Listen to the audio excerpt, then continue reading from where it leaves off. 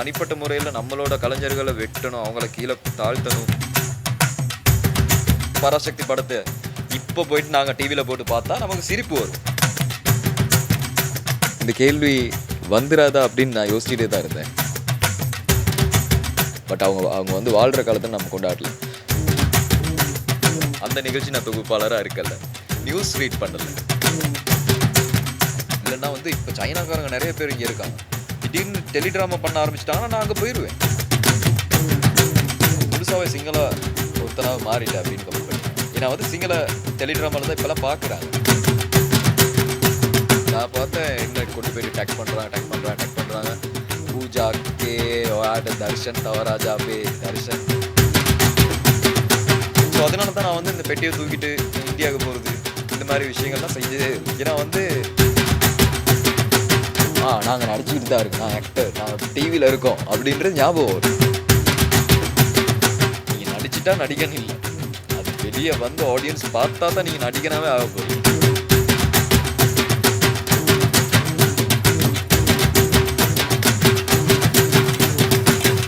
நேர்களுக்கு அன்பான வணக்கங்கள். ஒரு புது நிகழ்ச்சியில் உங்களை சந்திக்கிறதுல ரொம்பவுமே சந்தோஷமாக இருக்குது. அதுவும் உள்ளம் பேசுமே அப்படின்னு சொல்லி நிறைய கலைஞர்களோடு நாங்கள் பேச போகிறோம். அதில் முதலாவதாக ஸ்பெஷலாக வந்திருக்கிற ஒரு கெஸ்ட் அப்படின்னு சொல்லலாம். அவர் யார் அப்படின்னு சொல்லி அறிமுகப்படுத்துறதுக்கு முதல்ல வந்து எல்லாருக்குமே அன்பான இனிய தைத்திருநாள் நல்வாழ்த்துக்கள். வேறு யாரும் கிடையாது, இலங்கையில் வந்து முன்னணி நடிகர் அப்படின்னு சொல்லலாம், ஒரு ஓவியர் அப்படி இல்லைனா ஒரு மாடல் அப்படின்னு சொல்லலாம், ஒரு தொலைக்காட்சி தொகுப்பாளர் அப்படின்னு சொல்லலாம். இன்னும் நிறைய பரிணாமங்களில் அவரை பார்க்கக்கூடியதாக இருக்கும். வேறு யாரும் கிடையாது, தர்ஷன் தவராஜா தான் எங்களோட இங்கே இருக்காரு. வணக்கம் தர்ஷன். வணக்கம். வணக்கம், எப்படி இருக்கீங்க? நல்லா இருக்கேன். சூப்பராக இருக்கீங்கன்னு தெரியுது. நடிகர் அப்படின்னு ஒரு பக்கம் இருக்குது, அதுக்கப்புறம் ஒரு தொலைக்காட்சி தொகுப்பாளர், ஓவியர், மாடல்.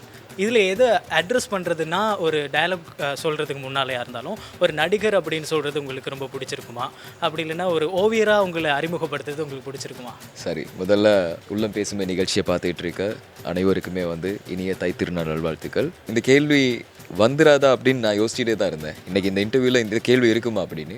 இந்த கேள்விக்கு வந்து எனக்கு பிடிச்ச ஒரு ஆப்ஷனை செலக்ட் பண்ணுறதை விட இதுதான் சரியானது அப்படின்ற ஒரு ஆப்ஷன் இருக்குது. அது வந்து நிகழ்ச்சி தொகுப்பாளர். என்னென்னா, இலங்கையை பொறுத்த வரைக்கும் தமிழ் மக்களுக்கு இப்போவுமே நான் ஒரு நிகழ்ச்சி தொகுப்பாளர் தான். நான் வந்து சகோதர மொழியில் போயிட்டு நடிக்க ஸ்டார்ட் பண்ணியிருந்தாலும் தமிழ் ஆடியன்ஸ் வந்து என்னை பார்த்தது ஒரு நிகழ்ச்சி தொகுப்பாளராக. கடைசியாக இப்போ வரைக்குமே வந்து ரோட்டில் யாராவது பார்த்தா கூட, இல்லைன்னா ஒரு டாக்ஸியில் மீட் பண்ணால் கூட, யாராக இருந்தாலுமே வந்து என்ன ஒரு நிகழ்ச்சி தொகுப்பாளரை தான் பார்க்குறாங்க. ஸோ இதுக்கு முதல்ல நான் பண்ணிக்கிட்டு இருந்த அந்த ஒரு தொழிலை வந்து நான் ஓரளவுக்கு சரியாக செஞ்சதுனாலையோ தெரியலை, அதில் நான் ரெஜிஸ்டர் ஆகியிருக்கேன் தமிழ் மக்கள்கிட்ட. ஸோ அவங்க என்ன நிகழ்ச்சி தொகுப்பாளராக பார்க்குறது தான் எனக்கு ஒரு சந்தோஷம். நான் என்ன ஒரு அட்ரஸ் பண்ணணுன்னா வந்து எனக்கு ரொம்ப பிடிச்சது ஒரு ஓவியனாக என்னை அட்ரஸ் பண்ணணுன்னு ஆசை. பட் அதை கூட ஒரு தைரியமாக சொல்கிறதுக்கான ஓவியங்கள் என்கிட்ட இல்லை. ஏன்னா அதுக்கான டைம் வந்து இப்போ பெருசாக இல்லை. ஏன்னா நாங்கள் இந்த ஜென்ரேஷனை பொறுத்த வரைக்கும் ஒரு ஆர்டிஸ்ட்டு, நான் வந்து பழைய காலத்தில் வந்து ஒரு ஆர்டிஸ்ட்டு நான் வந்து வரைகிறது மட்டும்தான் ஒரு வேலையாகவே இருக்கும். இப்போ நாங்கள் அப்படி பண்ண முடியாது. வேறொரு தொழிலை செஞ்சுட்டு தான் வரைகிறத ஒரு சைடில் நமக்கு ஒரு இன்ட்ரெஸ்ட்டுக்காக பண்ணுறதா இருக்கணும். ஸோ அதனால் நிறைய ஓவியங்கள் இல்லாதனால நான் இன்னுமே என்னை வந்து ஒரு தைரியமாக நான் ஒரு ஓவியர் அப்படின்னு வந்து சொல்லிக்க முடியாமல் ஒரு நிலைமையில் இருக்கேன். பட் ஒரு 50 வயசு ஆகும்போது மேபி எங்கிட்ட நல்ல ஒரு பெயிண்டிங் கலெக்ஷன் இருக்கும். அப்போ நான் கொஞ்சம் தைரியமாக சொல்லுவேன்னு நினைக்கிறேன். தமிழ் மக்களை பொறுத்த வரைக்கும் நான் ஒரு தொகுப்பாளர், நிகழ்ச்சி தொகுப்பாளர். சகோதர மொழி மக்களை பொறுத்த வரைக்கும் நான் அவங்களுக்கு நடிக்கிறேன் தெரிகிறேன். என்னை பொறுத்த வரைக்கும் நான் ஒரு ஓவியர். சரி, நீங்கள் இப்போது இந்த துறைக்கு வந்ததே ஓவியம் தான் என்னோட ட்ரீம் அப்படி, அதாவது உங்களோட கனவு அப்படின்னு சொல்லியிருந்தீங்க. ஸோ அந்த கனவு அடையிறதுக்கு வந்து நிறைய பொருளாதார ரீதியாக நிறைய பிரச்சனைகள் இருந்திருக்கலாம். அதெல்லாம் சரி செய்யணும் அப்படின்னு சொன்னால் நான் ஒரு ஊடகவியலாளராக இருக்கணும் அப்படிங்கிறத தேர்ந்தெடுத்து தான் சொன்னீங்க. அது எந்த அளவுக்கு சாத்தியமாகிருக்கு? இப்போ நான் சொன்ன மாதிரி ஒரு பழைய காலத்து ஒரு ஓவியராக இருந்தால் அவங்களுக்கு அந்த ஓவியத்தில் மூலமாக ஒரு எஸ்டாப்ளிஷ்மெண்ட் கிடைக்கும். அதுலேயே அவங்க வந்து ஃபேமஸ் ஆவாங்க. மேபி அவங்க அதெல்லாம் பண்ணி வச்சுட்டு அதுக்கப்புறம் அவங்க இறந்துருவாங்க. ரொம்ப வருஷம் கழிச்சு அதனாலேயே வந்து அந்த ஓவியங்கள் பேசப்படுற நேரம் வந்து அந்த ஓவியத்தை பண்ணது யார், அந்த ஆர்டிஸ்ட் யார் அப்படின்னு வந்து இப்போ லியோனார்டோ டா வின்சி நாங்கள் வந்து கொண்டாடுற மாதிரி. பட் அவங்க வந்து வாழ்கிற காலத்தில் நம்ம கொண்டாடல. ஸோ அப்படி ஒரு விஷயம் வந்து அந்த காலத்தில் கிடச்சிருக்கு. இப்போது வந்து நாங்கள் ஒரு ஓவியர் அப்படின்னு காட்டிக்கிறதுக்கே வந்து ஒரு சோஷியல் மீடியாவோ இல்லைன்னா வந்து நமக்கு வேற ஒரு பிளாட்ஃபார்ம் தேவை. ஒரு ஓவியத்தை இங்கே நாங்கள் வந்து ஒரு ஓவிய கண்காட்சி அப்படின்றத வந்து அந்த அளவுக்கு மக்கள் போயிட்டு இப்போ இன்னும் பார்க்குறாங்களா அப்படின்னு தெரியல. அதுக்கான ஆடியன்ஸ் இருப்பாங்களா இருக்கும். பட் அவங்க எல்லாருமே அந்த ஆடியன்ஸாக இருக்க மாட்டாங்க. ஒரு குறிப்பிட்ட அளவு தான். ஸோ அந்த குறிப்பிட்ட அளவை மட்டும் இருக்காமல் எல்லாருமே வந்து அப்படி எங்களை தெரிஞ்சுக்கொள்ளணும்னா வந்து அதுக்கு ஒரு ஃபேம் தேவைப்படுது. ஸோ மீடியா மூலமாக அப்படி ஒரு விஷயம் கிடச்சிச்சு தான். ஸோ டிவியில் வர தர்ஷன் ஒரு படமும் வரைவார் அப்படின்னு வந்து ஒரு பேர் கிடச்சிருக்கு. கண்டிப்பாக. இப்போது நீங்கள் ஓவியம் அப்படின்னு சொன்னாலே ஏஐ வந்து ஃபுல்லாகவே எல்லாத்தையும் மாற்றி விட்டுருச்சு அப்படின்னு சொல்லலாம். அதுக்கு ரொம்ப கஷ்டப்பட்டு சவால்கள் நிறைய இருக்குது. அதை தன்னோட ஒரு ஆர்ட்டை வந்து மற்றவங்க மத்தியில் ஒரு காட்சிப்படுத்துறது அப்படிங்கிறது ரொம்பவுமே பிரச்சனைக்குரிய விஷயமா இருக்குது. அது நடிப்பாக இருக்கலாம், நீங்கள் சொன்ன மாதிரி இப்போ உங்களுடைய ரொம்ப பிடிச்ச விஷயமான ஓவியமாக இருக்கலாம். அதையும் தாண்டி இப்போது ஒரு நிகழ்ச்சி தொகுப்புக்கே ஒரு பெரிய அடி விழுந்திருக்கு அப்படின்னு சொல்லலாம். நான் விஷுவல்ஸ் வந்து நாங்கள் ஏஐலே ஃபுல்லாக பண்ணி முடிச்சிடுறோம், அந்த மாதிரி நிறைய விஷயங்கள் வந்துருச்சு. இப்போ ஒரு ஃபோட்டோவை சின்ன பிள்ளை கூட பாடிட்டுருக்கு, ஒரு சின்ன குழந்தைய ஆட வைக்கிறாங்க, அந்த மாதிரி நிறைய விஷயங்கள் மாறிடுச்சு. இந்த ஓவியத்துலேயுமே உங்களுக்கு வந்து அடுத்தடுத்த கட்டத்துக்கு கொண்டு போகிறதுக்கு அப்படிங்கிறது ஊடகம் வந்து ரொம்ப பெரிய பங்கு வகிச்சிச்சு அப்படிங்கிறத சொல்லியிருக்கீங்க. இன்னொரு பக்கம் பார்த்தா நடிப்பு, அது நீங்கள் ஸ்ரீலங்காவில் அப்படின்னு சொல்லி பார்த்தா இலங்கையில் வந்து சகோதர மொழி அந்த இண்டஸ்ட்ரி இருக்குது இல்லையா, அதில் தான் உங்களுடைய அடுத்த கால் தடத்தை வைக்கணும் அப்படிங்கிற உந்து சக்தி யார் உங்களுக்கு ஒரு ரொம்ப பெரிய உதவியை தந்தது யாராக இருக்கும்? இது வந்து லட்சியம், இந்த டார்கெட் அப்படி எதுவுமே இல்லை, பேஷன் கூட இல்லை. எனக்கு வந்து நடிக்கணும் அப்படின்றது பேஷனுமே இல்லை. உண்மையாகவே பேஷன் இருக்குது. ஒரு படம் வரையும் போது இருக்க பேஷன் வந்து நடிக்கும்போது அப்படி இருக்கிறது இல்லை. அதில் நான் இருக்கிறதுக்கு காரணம் வந்து உழைக்கிறதுக்காக தான். உண்மையாகவே நான் டிவி ப்ரெசென்டிங் செஞ்சுக்கிட்டு இருக்கும்போது ஒரு நிகழ்ச்சி தொகுப்பாளராக அந்த டைமில் ஒரு செய்ய முடிஞ்ச மேக்ஸிமம் விஷயங்கள் செஞ்சோம் அப்படின்னு நினைக்கிறேன். மிஞ்சி போனால் பெண்களுக்கான நிகழ்ச்சி இருக்குமே, ஒரு டிவி சேனல்னால் வந்து பெண்களுக்குன்னு தனியாக ஒரு நிகழ்ச்சி இருக்கும். அந்த நிகழ்ச்சி நான் தொகுப்பாளராக இருக்கல, நியூஸ் ரீட் பண்ணல, அதை தவிர மற்ற எல்லாமே அந்த சேனலுக்குள்ளே செஞ்சுருக்கேன். அதனால அதுக்கு மேலே செய்கிறதுக்கு எதுவுமே இல்லை. எனக்கே போர் அடிச்சிருச்சு. இதுக்கப்புறம் என்ன செய்ய போகிறேன்? நீங்கள் சொன்னால் நம்ப மாட்டீங்க, அந்த வேலைக்கு நான் போகிறதுக்காக அந்த வேலை ஆஃபீஸுக்கு ஒரு 400-500 மீட்டர்ஸ் தூரத்தில் ஒரு ஜிம் இருக்குது. அந்த ஜிம்மில் காசு கட்டி சேர்ந்தேன். ஸோ காலையிலே ஜிம்முக்கு போயிடுவேன். அதுக்கப்புறம் ஒரு 500 மீட்டர் தான் ஆஃபீஸ் இருக்குது. அப்போ போயிடலாம் அப்படின்றதுக்காக நான் வீட்டில் இருந்து ஆஃபீஸுக்கு போகிறதுக்கான அந்த மூடே வந்து ஃபிக்ஸ் பண்ணுறதுக்கு ரொம்ப கஷ்டமாயிருச்சு ஒரு டைமுக்கு அப்புறம். கடைசியாக ஒரு 2 வருஷமாக அந்த ஜிம்முக்கு போகிறது தான் மெயின் டார்கெட். காலையிலே ரெடியாகி ஜிம்முக்கு போயிடுவேன். அங்கேருந்து ஒரு 500 மீட்டர் தானே, சரி ஆஃபீஸுக்கு போயிடுவோம் அப்படின்ற ஒரு மைண்ட் செட்டுக்கே வந்து வர ஆரம்பிச்சிருச்சு. ஏன்னா அந்தளவுக்கு போர் அடிச்சிருச்சு.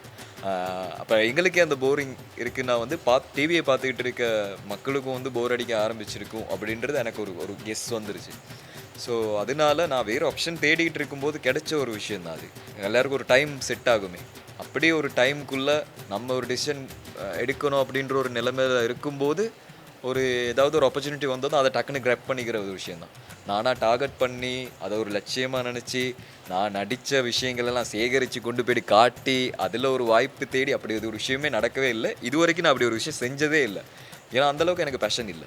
வர ஃப்ளோவில் அப்படியே செஞ்சுட்டு போவோம், எது கிடைக்குதோ அதை செஞ்சிடும், பர்ஃபெக்டாக பண்ணிடுவோம் அப்படிங்கிறதா. ஒரு நடிகரை வர்றதுக்கு முன்னே இப்போது ஸ்ரீலங்காவில் இருக்கவங்களுக்கு ஒரு நடிகனாக தெரியுங்க. ஆரம்பத்திலே சொல்லிட்டீங்க ஒரு தொகுப்பாளராக இருக்கிறது அப்படிங்கிறது நானாக தேர்ந்தெடுத்து வரல, அதான் கிடைச்சிது அப்படின்னு சொல்லி. அந்த வாய்ப்பை யார் கொடுத்தவங்களுக்கு? அந்த டைமில் வந்து நான் வேலை செஞ்ச அந்த சேனலில் டிவி ஷோ செஞ்சுக்கிட்டு இருந்த ஒரு அண்ணாவை வந்து எதிர்ச்சியாக நான் ரோட்டில் பார்த்ததும் நம்ம டிவியில் பார்க்குறவங்கள பார்த்தது போயிட்டு பேசுவோமே, அப்படி போயிட்டு பேசினதும் அவரும் நல்லா பேசினார். டிவியில் வரவங்களே அவங்களுக்குன்னு ஒரு ஒரு ஒரு ஒரு டைப் ஆஃப் டாக்கிங் இருக்கும், அதில் பேசி அப்போவே அவர் சொன்னார், எங்கள் சேனலில் வந்து நாங்கள் டெலிட்ராமெல்லாம் செய்ய ஸ்டார்ட் பண்ண போகிறோம், டிவி ஷோவும் பண்ணுறோம், நிறைய புது ஷோஸ் எல்லாம் செய்ய போகிறோம், உங்களுக்கு இன்ட்ரெஸ்ட் இருந்தால் சொல்லுங்கள் அப்படின்னாரு. எதை நினச்சி கேட்டாரோ தெரியலை அவருக்கு. நான் இதெல்லாம் பண்ண முடிஞ்ச ஒருத்தனை அப்படி எதுவுமே யோசிக்கலை. மேபி அவருக்கு இருந்த கான்ஃபிடென்ஸில் சொன்னார் போல். அப்படி சொன்னது நான் சொன்னேன், இல்லை அப்படி எனக்கு அதிலலாம் எக்ஸ்பீரியன்ஸே இல்லை, நான் கேமராவை பார்த்ததே இல்லை. இப்போ நான் ஸ்கூல் முடிச்சுட்டு சும்மா ரோட்டில் சுற்றிட்டு இருக்க டைம். அப்போ இல்லை நீங்கள் என்ன ஃபேஸ்புக்கில் ஆட் பண்ணுங்கன்னு சொல்லி ஃபேஸ்புக்கில் ஆட் பண்ணார். என்னோடய ஃபேஸ்புக் ப்ரொஃபைலில் கொண்டு போய்ட்டு சேனலில் காட்டி இந்த பையனை டெலிட்ராமாக்கு ஏதோ எடுக்கலாமா அப்படின்னு. அப்போது அந்த சேனல் ஹெட் சொல்லியிருக்காரு வந்து டிவி ஷோவுக்கும் வந்து இவரை புஷ் பண்ண ட்ரை பண்ணுங்கள், செஞ்சு பார்ப்போம், வருதா இல்லையான்னு பார்ப்போம் அப்படி. இப்போ ஃபர்ஸ்ட் டே போயிட்டு நான் இப்போ அந்த மேபி எனக்கு நான் ஒரு டிவி ஷோ பண்ணுற ஒரு தொகுப்பாளராக மாறணும் அப்படின்ற ஒரு ஆசையில் போயிருந்தா மேபி சொதப்பி இருப்பேனா இருக்கும். ஏன்னா அது பயம் வந்துருக்கும், இந்த வேலை எனக்கு வேணும், நான் இப்படி ஒரு ஆளை ஆகியே ஆகணும்னு. அப்போ அந்த பயமே இருக்கல எனக்கு. ஏன்னா வந்து நான் இது இல்லையே என்னோடய தொழில், சும்மா கூப்பிட்டாங்க போவோம் அப்படி சொல்லிட்டு போயிட்டு அந்த ஒரு தைரியத்தில் பேசிட்டேன். அந்த தைரியத்துக்கு அந்த அப்போ செஞ்ச அந்த ஸ்க்ரீன் டெஸ்ட்டுக்காக வந்து என்னை செலக்ட் பண்ணிட்டாங்க. அப்போ ஸ்டார்ட் பண்ணது அப்படியே போயிட்டுருக்கு. ஆமாம், நீங்கள் சொல்லியிருந்தீங்க ஸ்க்ரீன் டெஸ்ட் எடுக்கும்போது இப்போ இந்த விஷயத்தை நான் பண்ணி ஆகணும், என்னோட லட்சியம் இது அப்படின்னா நிறைய பதட்டம் இருக்கும், இப்படியா சரியாக செஞ்சு முடிச்சிடணும் அப்படின்னு. ஆனால் ஒரு பயமே இல்லை, நான் எப்படியாவது ஃபெயில் ஆக தான் போகிறேன் இதிலிருந்து அப்படிங்கிற மாதிரி நீங்கள் அந்த இடத்துல செஞ்சு முடிச்சிட்டீங்கன்னு சொன்னீங்க. அதுக்கப்புறம் நிறைய தொலைக்காட்சி நிகழ்ச்சிகளை செஞ்சுருப்பீங்க, மறக்கவே முடியாது இந்த நிகழ்ச்சி அப்படின்னா இதாக இருக்கும். இப்போ நம்ம வந்து ரியாலிட்டி ஷோஸ் செய்கிறோம், ரியாலிட்டி ஷோஸ் நிறைய வந்து நான் ப்ரெசென்ட் பண்ணியிருக்கேன். அது எனக்கு ரொம்ப மறக்க முடியாது. ஏன்னா அதில் வந்து லைவ் ஆடியன்ஸ் நாங்கள் வந்து ஃபேஸ் பண்ணுவோம் சம்டைம்ஸ். ஏன்னா வந்து ஒரு அதோட கிராண்ட் ஃபைனல் நான் சொல்கிறேன், கிராண்ட் ஃபைனாலே நடக்கும்போது அதில் லைவ் ஆடியன்ஸ் வருவாங்க. அவங்கள மீட் பண்ணுற அந்த டைம் தான் வந்து எனக்கு ரொம்ப மறக்க முடியாத என்னோட டைம். ஏன்னா டிவியில் வர நமக்கு வந்து ரியாலிட்டியாக பேசணும் அப்படின்னா வந்து நான் வேலை செஞ்ச அந்த சேனலை ஸ்ரீலங்காவில் இருக்க எல்லா பகுதிகள்லையும் பார்ப்பாங்க அப்படின்னு இல்லை. ஏன்னா அந்தளவுக்கு வந்து தமிழ் சேனல்ஸை வந்து பார்க்குறதுக்கான ஆடியன்ஸ் வந்து ரொம்ப குறைவாக இருக்கும். நான் வேலை செய்யும்போது, நான் தொகுப்பாளராக வேலை செய்யும்போது கொலம்போவில் ஒரு 50% தான் அந்த சேனலை பார்க்குறாங்க அப்படின்னு நினைக்கிறேன். ஸோ கொலம்போவில் இருக்க ஆடியன்ஸ் வந்து நம்மளை கூடுதலாக ரெக்கக்னைஸ் பண்ண கூட மாட்டாங்க. ஏன்னா அவங்களுக்கு டிவி அந்த சேனல் பார்க்கணுன்ற ஒரு அவசியம் இருக்குல்ல. ஏன்னா வந்து அப்போ கேபிள் சேனல்ஸ் அது இதுன்னு நிறைய விஷயங்கள் வந்துருச்சு. ஸோ அதில் கிடைக்கிற அந்த இன்ட்ரெஸ்டிங் வந்து ஒரு லோக்கல் சேனல் பார்க்கும்போது உண்மையாகவே கிடைக்காது. ஏன்னா வந்து ஒரு டிவி அப்படின்றது வந்து ஒரு ஒரு கனவு பெட்டி மாதிரி, ஒரு மேஜிக் மாதிரி. எப்போயுமே வந்து இப்போ நமக்காக இருந்தாலும் நம்ம டிவி ஆன் பண்ணதும் ஒரு இன்டர்நேஷ்னலான ஒரு விஷயம் போகும்போது நமக்கு அதில் ஒரு வியப்பு இருக்குது, அதை நான் பார்க்க ஆசைப்படுவோம். இப்போ பக்கத்து ரோட்டில் நடக்கிறது இதெல்லாம் காட்டிக்கிட்டு இருந்தால் அது வந்து மேபி ஒரு 60 வயசில் வந்து ஒரு நியூஸாக பார்ப்போமே தவிர ஒரு இன்ட்ரெஸ்டிங்கான விஷயமா எடுத்து பார்க்க போகிறதில்ல. ஸோ அந்த வியப்புக்காகவே வந்து கேபிள் சேனல் அப்படின்ற ஒரு விஷயம் வந்ததுக்கப்புறம் இங்கே பெரிய ஒரு ரீச் இருக்குது. ஸோ நாங்கள் வேலைக்கு வர டைமில் மேபி எங்களோட கெட்ட நேரமோ தெரியலை, இதுக்கு முதல்ல ஒரு 10 வருஷத்துக்கு முதல்ல நாங்கள் ஸ்டார்ட் பண்ணுறதுக்கு இன்னொரு 5-10 வருஷத்துக்கு முதல்ல வந்திருந்தால் வந்து இதை விட பெரிய ஒரு வரவேற்பு கிடச்சிருக்கும். ஏன்னா வந்து அப்போ ஒரு கேபிள் சேனலே இருந்திருக்காது. டிவி சேனல்னால் வந்து இந்த ஒரு சேனல் தான் இருக்குது, இதை பார்க்கணும், இதில் தான் வரவங்க தான் வந்து நம்மளோட ஸ்டார்ஸ் அப்படின்ற ஒரு மைண்ட் செட்டை வந்து நம்ம மக்களுக்கு கொடுத்துருக்கலாம். அப்படி கிடைக்கல நமக்கு, ஏன்னா இப்போ இருக்க ஜென்ரேஷனில் நாங்கள் வரோம். ஸோ அதனால அந்த ஒரு விஷயம் கிடைக்கல. இந்த கிராண்ட் ஃபைனல் அப்படி ஒரு விஷயம் நடக்கும்போது ஒரு ரியாலிட்டி ஷோவில் வந்து கிராண்ட் ஃபைனல் நடக்கும்போது அப்போது நம்ம சேனலை பார்க்குற ஆடியன்ஸ் வருவாங்க அங்கேருந்து ட்ராவல் பண்ணி ஒரு மலையகத்துலேயோ இல்லைனா வந்து ஜஃப்னா பக்கமோ பேட்டிக்குலோவோ அங்கேருந்துலாம் வருவாங்க. அப்போ தான் வந்து ரியல் ரியாக்ஷன் வந்து இங்கே கிடைக்கும். அவங்க வந்து நம்ம டிவியில் பார்க்குறவங்கள நேரில் பார்த்தது வந்து அவங்க கொடுக்குற ரியாக்ஷன் இருக்கே, அவங்க வந்து நமக்கு ஆசீர்வாதம் பண்ணுவாங்க, ஒவ்வொரு நாள் டிவி ஷோ பார்க்குறேன், அந்த ஷோ பார்த்துட்டு தான் நான் சமைப்பேன் அப்படின்னு விஷயங்கள்லாம் அதை ஷேர் பண்ணுறது வந்து அன்னைக்கு கிராண்ட் ஃபைனல் தான் நடக்கும். கிராண்ட் ஃபைனல் முடிஞ்சதுக்கப்புறம் அந்த ஸ்டேஜுக்குள்ளேயே நான் இப்போ சுற்றிக்கிட்டே இருப்பேன். ஏன்னா எல்லாரோடையும் பேசிட்டு எல்லாருக்கிட்டேருந்து அந்த பிளெஸ்ஸிங்ஸ் அந்த ரியாக்ஷன்ஸ் எல்லாத்தையும் அப்படியே எடுத்துகிட்டு தான் வெளியே போவேன். அடுத்த நாள் வந்து விதமான ஒரு புத்துணர்ச்சி இருக்கும். ஏன்னா வந்து இந்த முதல் நாள் நம்ம மீட் பண்ணி அவங்ககிட்ட இருந்து அந்த கிடைச்ச அந்த பவர் ஆரா அப்படின்ற ஒரு விஷயம் உண்மையாகவே இருக்கும். நமக்கே அப்படி இருக்குன்னா வந்து பெரிய பெரிய ஸ்டார்ஸுக்கு எவ்வளோ இருக்குமா லைவ் ஸ்டேஜில். ஒவ்வொரு தடவையும் ஒரு மியூசிக்கல் கான்சர்ட்டோ ஏதாவது ஒரு விஷயம் நாங்கள் வந்து வெளியில் போயிட்டு ஒரு அவுட் ஆஃப் கொலம்போ போயிட்டு பண்ணும்போது அந்த ஒரு விஷயம் மறக்கவே முடியாது ஷோஸ். ஆமாம், இப்போது எங்கள் ஊர்லேயே ஏதாவது ஒரு எல்லோரும் வந்து பார்த்து ஆஹா அப்படின்னு வியந்துட்டு போவாங்க. ஆனால் நாங்கள் பெருசாக அதை கணக்கெடுக்கிறது இல்லை, அது இருக்குது அப்படிங்கிற மாதிரி. நீங்கள் சொன்னதும் அப்படி தான். இந்த கேபிள் சேனல்ஸ் எல்லாம் வந்ததுக்கு பிறகு இங்கே இருக்கிறது நாங்கள் பெருசாக அங்கீகரிக்கலையோ அப்படிங்கிற ஒரு வருத்தம் உங்களுக்குள்ளே இருந்திருக்கும். நிறைய விஷயங்கள் பேசும்போது அதை சொல்லியிருக்கீங்க, ஏன் இங்கே நம்மட ஆக்கங்களை ஏன் பெருசாக அவங்க மதிக்கிறாங்கல்ல அப்படிங்கிற மாதிரி. அது உண்மையா? எந்த அளவுக்கு அது மேபி வயசாக ஆக கொஞ்சம் ஒரு பக்குவம் வருது அப்படின்னு நினைக்கிறேன். ரொம்ப வயசாகலை எனக்கு இப்போ தான் 32 வயசு. ஆனால் இப்போ வந்திருக்க பக்குவமே வந்து இப்போ ஒரு 2 வருஷத்துக்கு முதல்ல எனக்கு இருக்கலை. ஒரு 2 வருஷத்துக்கு முதல்ல இது ஒரு பெரிய ஆதங்கமாக எனக்கு இருந்துச்சு. நான் என்னோட பேசுகிற ஒவ்வொருத்தர்கிட்டே நான் சொல்லுவேன், இன்னும் நம்ம லோக்கல் சேனல்ஸ் யாருமே பார்க்க மாட்டாங்க, அதில் ஒரு ரெக்கக்னிஷனே கிடைக்கிறது இல்லை, மக்கள் வந்து எங்கள் சேனலுக்கு எங்களோட கலைஞர்கள் இப்படியான விஷயங்களை கொண்டாட மாட்டாங்க அப்படின்னு சொல்லிக்கிட்டு இருப்பேன். நான் உண்மையாகவே சொல்லியிருக்கேன் நானே. ஆனால் டைம் ஆக ஒரு ரியலைசேஷன் வருது. இப்போ அது வந்து ஃபோர்ஸ் பண்ணி வர்ற விஷயமே இல்லை. ஒருத்தர் வந்து நீங்கள் டிவியில் ஒருத்தரை பார்க்குறாருன்னா அவரை வந்து இவர் நம்ம ஊர்க்காரர் அப்படின்ற ஒரு காரணத்துக்காக பார்க்கணுன்னு அவசியமே இல்லை. உண்மையாகவே டிவியில் வரவர் அவர் என்டர்டெயின் பண்ணால் மட்டும்தான் பார்க்க முடியும். டிவியில் வரவர் வந்து உங்களோட எதிரியாக இருந்தாலும் கூட அவர் நல்லா என்டர்டெயின் பண்ணுறாருன்னா யாருக்கும் தெரியாமல் ரகசியமாக கூட நீங்கள் அந்த டிவியை பார்ப்பீங்க. உண்மையாகவே அது நான் ஒரு ஃபோனில் வந்து டிக்டாக் பார்த்துட்டு இருக்கோம், நமக்கு பிடிக்காத ஒரு ஆள், பட் நல்ல ஒரு கண்டென்ட் வந்து பண்ணிக்கிட்டு இருக்காங்க, பொறாமையாக இருக்கும், கோவமாக இருக்கும். ஆனால் அதை தாண்டி அந்த இன்ட்ரெஸ்டிங்கான கண்டென்ட்ன்றதுனால நம்ம கண்ணு கொஞ்சம் நேரம் பார்க்கும், யாரும் பார்க்காத நேரத்தில் கொஞ்சம் பார்த்துரும். அது வந்து உண்மையாகவே நடக்கிற ஒரு விஷயம். ஸோ அதை வந்து நம்ம ஃபோர்ஸ் பண்ணி பண்ணவே முடியாது. ஸ்ரீலங்காவை பொறுத்த வரைக்கும் நான் வந்து அந்த ஒரு விஷயம் சொல்கிறது வந்து அப்படி கம்ப்ளீட்டாக தெரியலை எனக்கு. இந்த 2 வருஷம் ஒரு 3 வருஷத்துக்குள்ளே வந்து ஒரு பக்குவமாக தெரியலை. டிவி ஷோஸ் எல்லாம் பண்ணிக்கிட்டு இருந்து திடீர்னு அந்த சேனலை விட்டு விலகி வந்து சகோதர மொழியில் நடிக்க ஸ்டார்ட் பண்ணதும் அந்த ஒரு ஆதங்கம் எனக்கு இருந்துச்சு தான். ஆனால் அது ரியாலிட்டியான ஒரு விஷயமே இல்லை. அதை சொல்கிறத வந்து மோஸ்ட்லி எல்லாருமே இப்போ எல்லா கலைஞர்கள் டிவியில் வேலை செய்கிறவங்க அது கொஞ்சம் நிப்பாட்டிட்டாலே நல்லது அப்படின்னு நினைக்கிறேன். ஏன்னா வந்து மக்களை நீங்கள் வந்து ஃபோர்ஸ் பண்ணி எதையுமே பார்க்க வைக்க முடியாது. அவங்களுக்கு எது பிடிக்குமோ அதை பார்க்க போகிறாங்க, பிடிக்கலன்னா மாற்றிட்டு போக போகிறாங்க. பிடிக்கிற மாதிரி செய்ய வேண்டியது மட்டும்தான் நம்மளோட கடமை. ஒரு ஒரு ஒரு போட்டி வந்துட்டு ஒரு காம்படிஷன் வந்துட்டுனா அதை தாண்டி ஓட முடிஞ்சால் ஓடணும், இல்லைன்னா அவங்க பார்க்கலன்னா அப்படியே நாங்கள் வந்து ஷட் டவுன் ஆயிடணும். அதை பார்க்குற இன்ட்ரெஸ்ட் இருக்க மக்களும் இருக்காங்க, அதை பார்க்குறதுக்கு இன்ட்ரெஸ்ட் இல்லாத மக்களும் இருக்காங்க. அது வந்து தனிப்பட்ட முறையில் நம்மளோட கலைஞர்களை வெட்டணும், அவங்கள கீழே தாழ்த்தணும் அப்படின்ற ஒரு நோக்கம் எதுவுமே இல்லை. ஜஸ்ட் அந்த டைமுக்குள்ளே அவங்களுக்கு இருக்க அந்த மூட் ஃபிக்ஸிங் அதில் கிடைக்கல, அந்த டைமில் அவங்களுக்கு இன்ட்ரெஸ்டிங்காக இருக்கல, அதனால அவங்க அதை மாற்றிட்டு போயிட்டே இருக்காங்க. நம்ம கலைஞர்களுக்கு ஒரு அங்கீகாரம் கிடைக்கல அப்படியான விஷயங்கள் வந்து அது நம்ம சொல்ல தேவையில்லை அப்படின்னு நினைக்கிறேன். அது நம்ம கையில் தான் இருக்குது. நம்ம பார்க்க வைக்கிறது அவங்கள பார்க்க வைக்கிறது நம்ம கையில் இருக்குது. அப்படி பார்க்க வைக்கிறதுக்கான டேலண்ட் அந்த கேபிள் சேனல்னு எடுத்தால் வந்து ஒரு டிவி ஷோ பண்ணுற நேரம் வந்து நிறைய செலிப்ரிட்டிஸ் இருக்காங்க. அங்கே ஒரு இந்தியான்னு எடுத்தால் இங்கே இன்றைக்கி பிறக்கிற குழந்தை கூட வந்து ஒரு கலையோடு தான் பிறக்கும், கண்டிப்பாக ஏதாவது ஒரு கலையோட பிறக்கும். ஸோ செலிப்ரிட்டிஸ் வந்துக்கிட்டே இருப்பாங்க. முடிஞ்ச அளவுக்கு ஷோஸ் செய்யலாம், அந்த ஷோஸில் செலிப்ரிட்டிஸ் கொண்டு வரலாம், ஒவ்வொரு முறையும் வந்து அந்த ஷோஸை பார்க்க வைக்கலாம். இங்கே அப்படி செலிப்ரிட்டிஸ்னு யாருமே பெருசாக இல்லை. அதனால அந்த ஒரு விஷயத்தை வந்து நம்ம மக்களுக்கு அப்படி அந்த வார்த்தையை வந்து மக்களுக்கு சொல்லி அவங்கள வந்து அப்படி ஒரு குற்றவாளியாக மாற்றுறதை நிப்பாட்டினாலே நல்லதுன்னு நினைக்கிறேன். அவங்களுக்கு பிடிச்சா பார்க்க போகிறாங்க, அவ்வளோதான். ஏன்னா இப்போ இவ்வளோ யூடியூப் சேனல்ஸ் இருக்குது. அந்த யூடியூப் சேனல்ஸை பாருங்கள். இப்போ சில காமெடி யூடியூப் சேனல்ஸ் இருக்குது, ஒவ்வொரு எங்கள் வயசு ஆட்கள் வந்து செய்கிறாங்க. இப்போ அந்த சேனல்ஸை பார்க்குறவங்க இருக்காங்கல்ல, அந்த சேனல்ஸுக்கு சப்ஸ்கிரைப் பண்ணி இருக்காங்க, அந்த சேனல்ஸில் வந்து கமெண்ட்ஸ் பண்ணுற ஆடியன்ஸ் இருக்காங்க. அவங்களும் ஸ்ரீலங்காவை சேர்ந்த தமிழ் ஆடியன்ஸ் தான் வந்து அதில் போய்ட்டு பார்க்குறாங்க. அந்த வியூஸ் எல்லாமே கிடைக்கிது. அதுக்கு ரீசன் அவங்களுக்கு தேவையான கண்டென்ட் அந்த சேனலில் கிடைக்கிது. அதுக்காக வந்து அந்த யூடியூப் சேனல்ஸில் செய்கிற எல்லா வேலையும் வந்து நம்ம ஒரு டிவி சேனலில் செய்யவும் முடியாது, அது மரியாதையாகவும் இருக்காது.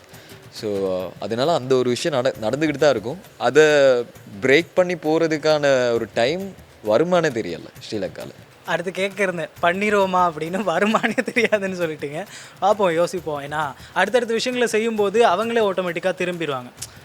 இல்லை பார்க்கணும், என்னமோ பண்ணுறாங்க, ஏதோ செய்கிறாங்க, அதனால் பார்க்கணும் என்ன நடக்குது, எங்கள் நாட்டில் என்ன நடக்குது அப்படிங்கிறது இந்த கொஞ்சம் காலத்தில் இந்த அனர்த்தம்லாம் நடந்தது இல்லையா. இப்போ நாட்டுப்பற்று ரொம்பவுமே அதிகமாகிடுச்சு அப்படின்னு சொல்லி எனக்கு கூட இல்லை எங்கள் நாடுப்பா அப்படின்னு ஒரு சில நேரங்களில் தோண்டி இருக்குது.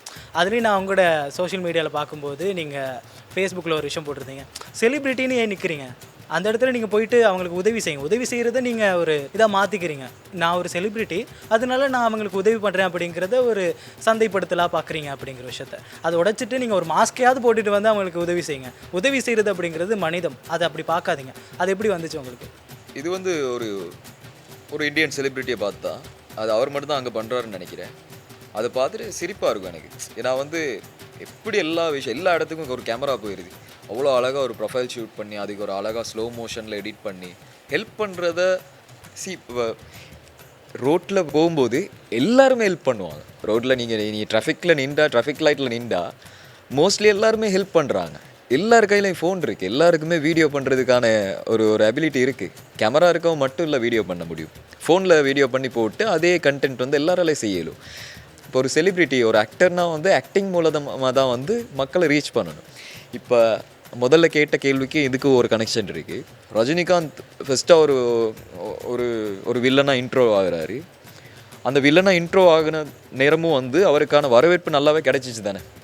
ஒரு வில்லனாக இன்ட்ரோ ஆகும்போதே வந்து ரஜினிக்கான வரவேற்பு கிடச்சிச்சு, வில்லனுக்கு ஒரு செலவு வச்சு அந்த மாதிரியான கொண்டாட்டங்கள்லாம் நடந்திருக்கு இந்தியாவில். அதனால தான் ஒரு ரஜினி கமல் அப்படின்ற ஒரு பெரிய தூண் ரெண்டுமே வந்து எழுந்துச்சு. ஆனால் அந்த வில்லனாக இன்ட்ரோ ஆகும்போது ஆடியன்ஸ் யாருக்குமே தெரியாது அவர் ஒரு பஸ் கண்டக்டராக இருந்து வந்தார் அப்படின்றது அப்போ அந்த காலத்தில் தெரியாது. அப்போ பார்த்தது ரஜினின்ற ஒரு மனுஷனோட பெர்ஃபார்மன்ஸையும் அந்த ரஜினி அப்படின்ற ஒரு மனுஷனோட ஸ்கின் கலர், அந்த ஒரு ஸ்கின் கலரே போதும். அப்படி ஒரு கலரில் வந்து ஒரு சூப்பர் ஸ்டார் எழும்பி வராரு. ஏன்னா அத்தனை வருஷமாக வந்து ஒரு இந்தியன் சினிமான்னு எடுத்தால் எல்லாருமே வந்து வெள்ளையாக தான் இருப்பான். சிவாஜி, எம்ஜிஆர் எல்லாருமே வந்து அந்த கலரில் இருப்பாங்க. இப்போ ஒரு ஃபர்ஸ்ட் சூப்பர் ஸ்டார் அந்த ஒரு கலரில் வந்து வெளியே வராரு. பார்த்தது வந்து மக்கள் அவரோட அப்பேரன்ஸ், அவர் பண்ணுற விஷயம், அவரோட பெர்ஃபார்மன்ஸை மட்டும்தான் பார்த்தாங்களே தவிர அப்போவே வந்து அவர் அந்த மார்க்கெட்டிங் எல்லாம் பண்ணலை. நான் ஒரு பஸ் கண்டக்டராக இருந்தேன், நான் பஸ்ஸில் இப்படி வேலை செஞ்சேன், இப்படி கஷ்டப்பட்டு தான் வந்தேன் அப்படின்ற மார்க்கெட்டிங் எல்லாம் செய்கிறதுக்கான டைம் கிடைச்சிருக்குமானே தெரியாது அவங்களுக்கு. அவங்க ஜஸ்ட் அவங்களோட வேலையை செஞ்சுட்டு இருந்திருப்பாங்க. அவங்கள அந்த நேரம் இன்டர்வியூ பண்ணியிருக்கவும் மாட்டாங்க யாருமே. பட் அந்த பெர்ஃபார்மன்ஸ் எல்லாம் பண்ணி பண்ணி ஒரு ஒரு ஒரு பெரிய இடத்த பிடிச்சதுக்கப்புறம் தான் ரஜினிகாந்த் வந்து ஒரு பஸ் கண்டக்டராக இருந்து வந்தார் அப்படின்றது தெரிய வருது. இப்போ வரைக்குமே வந்து யாராவது இருக்காங்களா ரஜினிகாந்த் பஸ் கண்டக்டராக இருந்து கஷ்டப்பட்டு வந்தார், அதனால நான் இன்னைக்கு தியேட்டரில் அவரோட படத்தை போயிட்டு காசு கொடுத்து பார்க்க போகிறேன்னு யாருமே இருக்க மாட்டான். ரஜினியை பார்க்குறதுக்காக மட்டும்தான் போகிறது எல்லாருமே. தியேட்டரில் ஒரு படம் வந்துச்சுன்னா அந்த மாஸ், அந்த ஒரு ஃபீல் நமக்கு கிடைக்க போகுதுன்னு தான் போகிறோமே தவிர இவர் பஸ் கண்டக்டராக இருந்தார் நாங்கள் இவருக்கு உதவி பண்ணியே ஆகணும் அப்படின்னு யாருமே போக மாட்டாங்க. அதான் அந்த ஒரு எக்ஸ்பெக்டேஷனில் வந்து ரஜினி ஒர்க் பண்ணல. ஸோ நான் சொல்கிறேன், இப்போ நம்ம கலைஞர்கள் அப்படின்ற ஒரு ஒரு ஒரு டைட்டில் வச்சுட்டு அதனால ஏன் மக்கள் பாவம் பார்த்து நம்மளை வந்து டிவியில் பார்க்கணும்? தேவையே இல்லை. ரஜினி சாரை வந்து அப்படி பார்க்குறாங்கன்னா அதே மாதிரி ஒரு ஒரு டேலண்ட்டில் தான் நீங்கள் வந்து ஒரு ஆக்டர்னால் நீங்கள் ஆக்டிங்கில் தான் வந்து மக்களை ரீச் பண்ணணும். நீங்கள் ஆக்டராக இருந்துக்கிட்டு உதவி பண்ணி வீடியோ பண்ணி அந்த வீடியோஸில் ரீச் ஆகி அது மூலமாக தான் நீங்கள் வந்து மக்களை கவர்ந்து இழுத்துட்டு அதுக்கப்புறம் ஆக்டிங் பண்ணி இப்போ காட்ட போகிறீங்க அப்படின்னா வந்து அது என்ன மார்க்கெட்டிங் அப்படின்னு தெரியல. இப்படி ஒரு மார்க்கெட்டிங் ஸ்ட்ராட்டஜியோடு வந்து ரஜினி சாரோ கமல் சாரோ யாருமே வரல. அவங்களோட பெர்ஃபார்மன்ஸை கொடுத்தாங்க, அது மூலமாக மக்களை ரீச் பண்ணாங்க, அதுக்கப்புறம் உதவி பண்ணுறாங்க. அது வேறு கதை. மக்களுக்கு உதவி பண்ணுறதெல்லாம் இருக்கட்டும், அவங்க அரசியல் வரேன்னு சொல்கிறது இதெல்லாமே வேறு விஷயங்கள். இப்போ அஜித் சாராக இருக்கணும், அவரை வந்து நிறைய பேருக்கு உதவி பண்ணுறாரு அப்படின்னு வந்து நிறைய நாங்கள் வந்து விஷயங்கள்லாம் படிச்சிருக்கோம், பார்த்துருக்கோம்.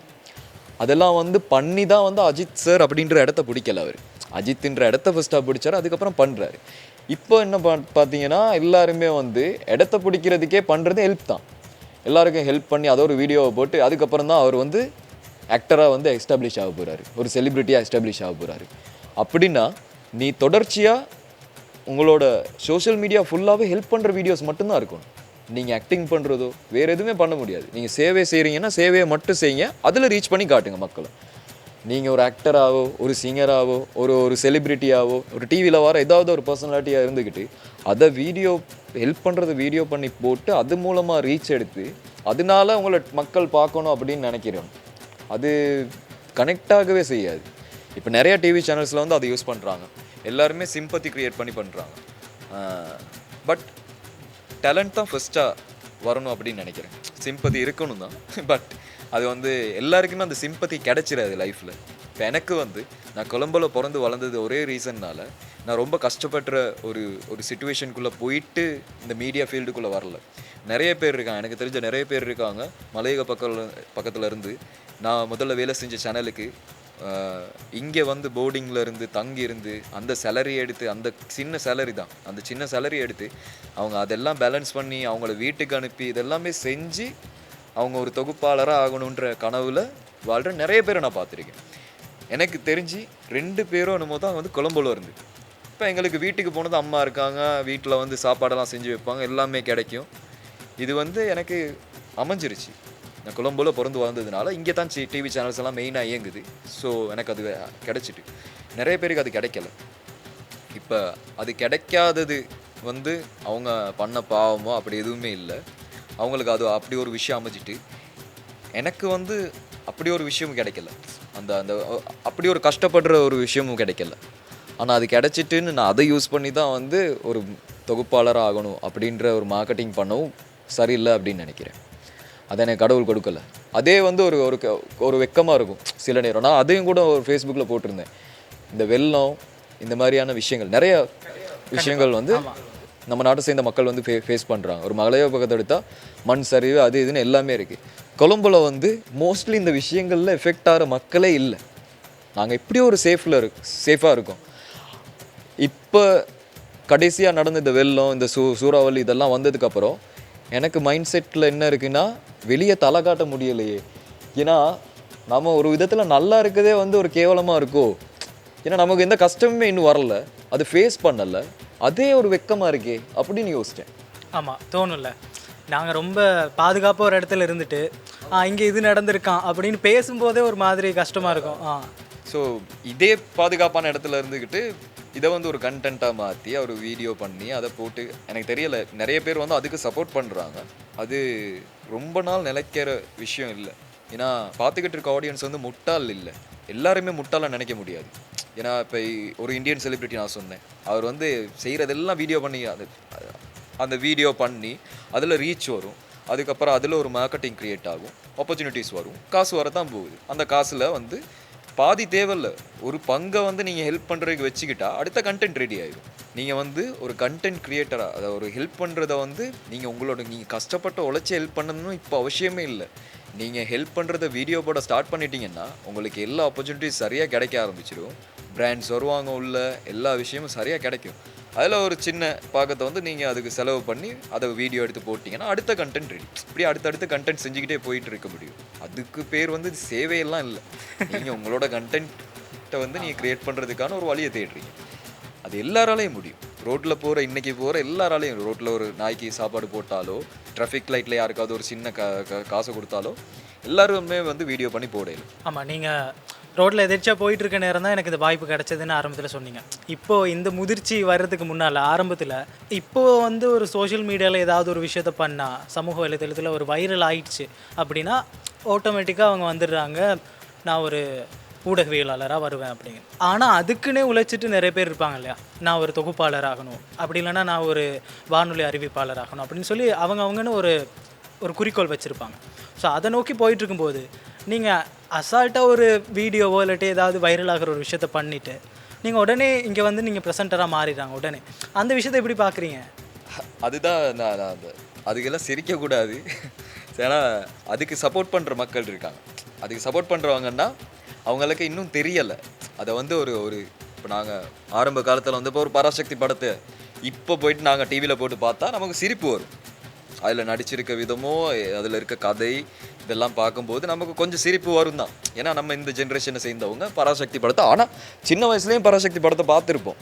அப்போ வந்து வீட்டில் எல்லாருமே வந்து பார்க்கும்போது நாமளும் பார்த்துருப்போம், ஆஹா இப்படியான விஷயங்கள்லாம் இருக்கா படத்தில் அப்படின்னு வந்து. அப்போ அந்த கதை எல்லாமே வந்து எடுபட்டுச்சு. ஆனால் அந்த மாதிரி ஒரு லைஃப் ஸ்டைலை வாழ்கிற மக்களும் இன்னும் இருக்காங்க. ஒரு கதையாக வந்து அதை பார்க்குறாங்க. ஒரு ஃபோனில் வந்து யாராவது போயிட்டு, அம்மா எங்கே போகிறீங்க, வீட்டில் யாரெல்லாம் இருக்காங்க அப்படின்னு விசாரித்து அவங்க கையில் ஒரு காசை கொடுக்குறது ஒரு வீடியோ போடும்போது அந்த வீடியோவில் ப்ளே ஆகிற சத்தத்துலேருந்து எல்லாத்தையுமே வந்து ஒரு ஃபீலாக எடுத்து, ஆஹா உண்மையாகவே அந்த இடத்துல வந்து அந்த அந்த மியூசிக் போகிற மாதிரி ஃபீல் பண்ணுற மக்களும் இருக்காங்க. அதுக்கு எமோஷனலாக கமெண்ட் பண்ணி, நீங்கள் வந்து உங்களுக்கு பெரிய புண்ணியம், நீங்கள் வந்து அங்கே நீங்கள் எங்கேயோ இருக்க வேண்டியவங்க அப்படிலாம் கமெண்ட் பண்ணுற ஆட்களும் இருக்காங்க உண்மையாகவே. ஏன்னா வந்து அந்த கனவு உலகத்தில் வாழ்கிற அவங்கள வந்து வெளியே கொண்டு வர கொஞ்சம் கஷ்டம். இப்போ அவங்களே இவங்க யூஸ் பண்ணிக்கொள்கிறாங்க. இந்த கண்டென்ட் க்ரியேட்டர்ஸ் ஹெல்ப் பண்ணுற மாதிரி ஒரு வீடியோ போடுற கண்டென்ட் க்ரியேட்டர்ஸ் யூஸ் பண்ணிக்கொள்கிறாங்க அப்படின்னு தான் சொல்லணும்.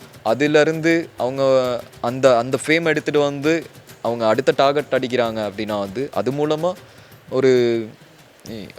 அது வந்து ஒரு சேவை தானே. அந்த சேவை வந்து எல்லாரையும் செய்யலும். டேலண்ட்டுன்னு ஒன்று தேவையே இல்லை, அதான் ஒரு விஷயம். இப்போ அந்த கண்டென்ட் பண்ணுறதுக்கு டேலண்ட்டே தேவையில்லை. உங்கள்கிட்ட எந்த விதமான ஸ்கில்லுமே இருக்க தேவையில்லை. ஜஸ்ட் நீங்கள் போய்ட்டு யாருக்காவது ஹெல்ப் பண்ணுறது, ஜஸ்ட் பேசி அதுக்கான பாட்டை எடிட் பண்ணி ஸ்லோ மோஷனில் போட்டிங்கன்னா வந்து அது வந்துட போகுது. அதுக்கு உங்களுக்கு டேலண்ட் தேவையில்லை, எடிட் பண்ணுறவருக்கு இருந்துச்சுன்னா போதும் அந்த டேலண்ட்டு. ஸோ நீங்கள் இந்த டேலண்ட்டுமே இல்லாமல் ஒரு சேவையை ஒரு காசை மட்டும் கொடுத்து ஒரு வீடியோ பண்ணி அது மூலமாக ஒரு டேலண்ட் நடக்கிற ஒரு இடத்துல வந்து உங்களோட இடத்த பிடிக்க வாரீங்க அப்படின்னா வந்து இப்போ நீங்கள் சொன்ன மாதிரி இப்படி ஒரு விஷயத்தை செஞ்சுட்டு அதில் நீங்கள் ஃபேமஸ் ஆகிட்டீங்க அப்படின்றதுனால நீங்கள் ஒரு செலிப்ரிட்டியாக மாறிட்டீங்க. செலிப்ரிட்டின்ற வார்த்தை வந்து டேலண்டடான ஆட்களுக்கு தான் வந்து செலிப்ரிட்டி அப்படின்ற வார்த்தை வந்து பொருந்தும். நான் சொல்கிறேன் கிரிக்கெட்டர்ஸ், அவங்க வந்து செலிப்ரிட்டிஸ், ரியல் செலிப்ரிட்டிஸ் வேர்ல்டு உலகத்துலேயே அப்படின்னா கிரிக்கெட்டர்ஸ், ஃபுட்பாலர்ஸ், அவங்க வந்து ரியல் செலிப்ரிட்டிஸ், கொண்டாடப்பட வேண்டியவங்க. ஏன்னா வந்து அவங்க டேலண்ட், ஸ்கில், அவங்களோட பாடியிலேருந்து அவங்க எல்லாருமே எல்லா விஷயமே வந்து அவங்கக்கிட்ட ஒரு ஸ்கில்ஃபுல்லாக தான் இருக்கும். ஃபர்ஸ்ட் எடுத்தால் வந்து கிரிக்கெட்டர்ஸ், ஃபுட்பாலர்ஸ், அதுக்கப்புறம் வந்து அதே டேலண்ட்டில் வரவங்க வந்து நடிகர்கள், வேர்ல்டு வைட் இருக்க எல்லா நடிகர்களும். அப்போது அவங்களுக்கு வந்து அந்த செலிப்ரிட்டிஸ் அப்படின்ற ஒரு வார்த்தை வந்து பொருந்தும். இப்போ ஒரு அரசியல்வாதியை வந்து செலிப்ரிட்டின்னு நீங்கள் வந்து வார்த்தை சொல்ல இயலாது. ஏன்னா அரசியல்வாதி வந்து செலிப்ரிட்டி இல்லை, அவர் ஒரு பொலிட்டீஷியன். அவர் டிவியில் வருவார் தான், அதுக்காக செலிப்ரிட்டி இல்லை அவர். ஸோ அவர் பொலிட்டீஷியன், ஃபேமஸாக இருப்பார், ஆனால் செலிப்ரிட்டின்ற ஒரு வார்த்தை வந்து டைட்டில் கொடுக்க இயலாது. இப்போ நீங்கள் எல்லோரும் அந்த பொலிட்டீஷியன் அப்படின்ற ஒரு வார்த்தை வச்சுக்கொள்ளலாம், செலிப்ரிட்டின்ற வார்த்தை வந்து வைக்கலாது. ஏன்னா வந்து நீங்கள் அவங்கள மாதிரி ஏதோ ஒரு விஷயத்தை செஞ்சு அதில் ஃபேமஸ் ஆகி அதில் அதை காட்டி அதில் நீங்கள் வந்து உங்களோட இடத்த பிடிக்க வாரீங்க. ஸோ அதில் நீங்கள் டிவியில் வாரீங்க, இல்லைன்னா வந்து ஒரு ஒரு ஒரு ஒரு கலை அப்படின்ற ஒரு விஷயம் நடக்கிற ஒரு இடத்துல வரீங்க அப்படின்னா வந்து அந்த இடத்துல ரொம்ப நாள் நீங்கள் வந்து நிற்க மாட்டீங்க, நீடிக்க முடியாது. எண்ட் ஆஃப் த டே அங்கே டேலண்ட் தான் தேவைப்படும். அந்த டேலண்ட் தேவைப்படுற ஆட்கள் தான் வந்து அந்த அந்த ஷோவையோ ஏதோ ஒரு விஷயத்தை வந்து பார்க்க போகிறாங்க. நீங்கள் ரொம்ப நாள் இருக்க மாட்டீங்க. நீங்கள் மேபி வந்ததுக்கப்புறம் உங்களால் பில்ட் பண்ண முடியும். அதை நீங்கள் படிக்க ஆரம்பித்து அதுக்கப்புறம் வந்து உங்களால் ஸ்கில்ஃபுல் ஆக முடியும். பட் உங்களோட அந்த மைண்ட் செட்டில் இருக்க அந்த கண்டென்ட் க்ரியேட்டிங், அந்த அந்த பொலிட்டிக்ஸ்னால் நான் பண்ண போகிறேன் அப்படின்னு நீங்கள் இருந்தீங்கன்னா வந்து அதில் நீங்கள் ரொம்ப நாள் இருக்க போகிறது இல்லை. அதில் இருக்கவங்களும் இருக்காங்க. சரி, ஆரம்பத்தில் இங்கே ஒரு ஊடகவியலாளராக வர்றதுக்கு முதல்ல ஸ்கூலில் வந்து நிறைய இந்த மாதிரி ஒரு ஸ்டேஜ் பர்ஃபார்மன்ஸ் கலை விழாக்களில் ஏதாவது பண்ணி அங்கேருந்து வந்த ஒரு திறமையா இங்கே வர்றதுக்கான காரணமாக இருக்கும்னு நினைக்கிறீங்க? அப்போவே இருந்து அந்த விதை போட்டப்பட்டச்சா அப்படி? இல்லை, அப்படி எதுவுமே இல்லை. நான் தான் எனக்கு இப்போவும் நான் முதல்ல இருக்க கொஷனுக்கு வந்து நான் ஒரு செலிப்ரிட்டியாவோ கலைஞனாவோ பேசலை. ஏன்னா என்ன நான் அப்படி ஒரு ஒரு கேட்டகரியில் போடுறதுக்கான எந்த விஷயமே நான் இன்னும் சரியாக பார்த்ததில்லை. நடிச்சுக்கிட்டு இருக்கேன் சகோதர மொழியில், ஆனால் நான் ஒரு பெரிய நடிகன், நல்லா நடிக்கக்கூடியவன்னு நான் சொல்லவே மாட்டேன். ஏன்னா நான் அது படித்ததும் இல்லை, நடிக்க அவ்வளோ பெருசாக அந்த ஹார்ட் ஒர்க் பண்ணி நடிக்க முடியாது என்னால். எனக்கு அது வாய்ப்பு கிடச்சிச்சு, கடவுள் ஏதோ கொடுத்துட்டாரு, அதை வச்சு நான் ஓடிட்டு இருக்கேன். டிவி ப்ரெசன்டிங் ஜப்பும் நான் சொன்ன மாதிரி ரோட்டில் எதர்ச்சியாக பார்த்து அவரை அன்னைக்கு மீட் பண்ணதுனால கிடைச்சதே தவிர, அவர் அன்னைக்கு மீட் பண்ணி இல்லைன்னா நான் டிவி ப்ரெசென்டர் ஆக்கி இருக்கவே மாட்டேன். நான் வேறு வேலை தேடிட்டு இருந்திருப்பேன், வேற ஒரு ஜப் ஏதாவது தேடி நான் போயிருப்பேன். அந்த டிவி ப்ரெசென்டிங் அப்படின்ற ஒரு விஷயத்துக்குள்ளே அன்னைக்கு நான் அதுக்கப்புறம் வந்திருக்கவே மாட்டேன். ஏன்னா அது எனக்கு சம்மந்தமே இல்லாத ஒரு தொழில். டிவி ப்ரெசென்டிங் மட்டும் இல்லை, ஸ்கூல் டைம்லேயும் கூட எந்த ஒரு விஷயத்துக்கு வந்து நான் ஸ்டேஜுக்கு ஏறினதே இல்லை, எந்த ஒரு விஷயமும் செஞ்சதே இல்லை. ஸோ எனக்கு என்னை பொறுத்த வரைக்கும் இது வந்து கடவுள் வந்து அதிர்ஷ்டக்கனி. கடவுள் வந்து இங்கே ஸ்ரீலங்காவில் இங்கேயோ ஒரு சின்ன இண்டஸ்ட்ரி இருக்கே, அதுக்குள்ளே இவன் இருந்துட்டு போகட்டும் அப்படின்னு சூஸ் பண்ண ஒருத்தன் தான் வந்து நான் அப்படின்னு நினைக்கிறேன். ஒரு இதுக்கு இந்த விஷயத்த பண்ணுறதுக்காக தான் நான் வந்தேன் அப்படிங்கிற எந்த அறிமுகமுமே இல்லை, பின்புலவுமே கிடையாது. வந்தப்போ நிறைய சவால்கள் இருந்திருக்கும். ஒரு திடீர்னு போயிட்டு பாடுனா, எங்களுக்கெல்லாம் பாட வராது. அந்த இடத்துல பாடி அசிங்கப்படுறதை விட இல்லைப்பா நான் செய்யலை அப்படின்னு போயிருக்கலாம். இப்போ நீங்களும் இல்லை எனக்கு அதில் அனுபவமே இல்லை, நான் பண்ணவே மாட்டேன் அப்படிங்கிற ஒரு இது இருந்திருக்கும். ஆனால் நீங்கள் பண்ணீங்க, எப்படி அந்த ஒரு தைரியம் இருந்துச்சு? ஏன்னா அந்த அந்த அந்த ஒரு கண்மூடித்தனமான தைரியம் தான். நான் சொன்னேனே, இதில் நான் வந்து பேஷனேட், நான் இதில் வின் பண்ணி ஆகணும் அப்படின்னு நினச்சிருந்தேன், நான் வந்து சொதப்பியிருப்பேன், தோற்றுருப்பேன் நான். ஏன்னா நம்ம செய்கிறத பர்ஃபெக்டாக செஞ்சே ஆகணும், இன்றைக்கி பிச் பிழைக்காமல் பாடியே ஆகணும் அப்படின்ற மைண்ட் செட் வந்து சிங்கருக்கு தான் இருக்கும், எனக்கு இருக்கவே தேவையில்லை. ஏன்னா நான் பாடகன் இல்லை, நான் சும்மா பாடிட்டு போயிடுவேன். இப்படி என்ன மாதிரி வந்து சாதாரணமான வாழ்க்கையில் எல்லாருமே இருப்பாங்க. வீட்டில் ஒரு பாட்டினா பாடுறவங்க, அப்படி ஒருத்தன் தான் நான்.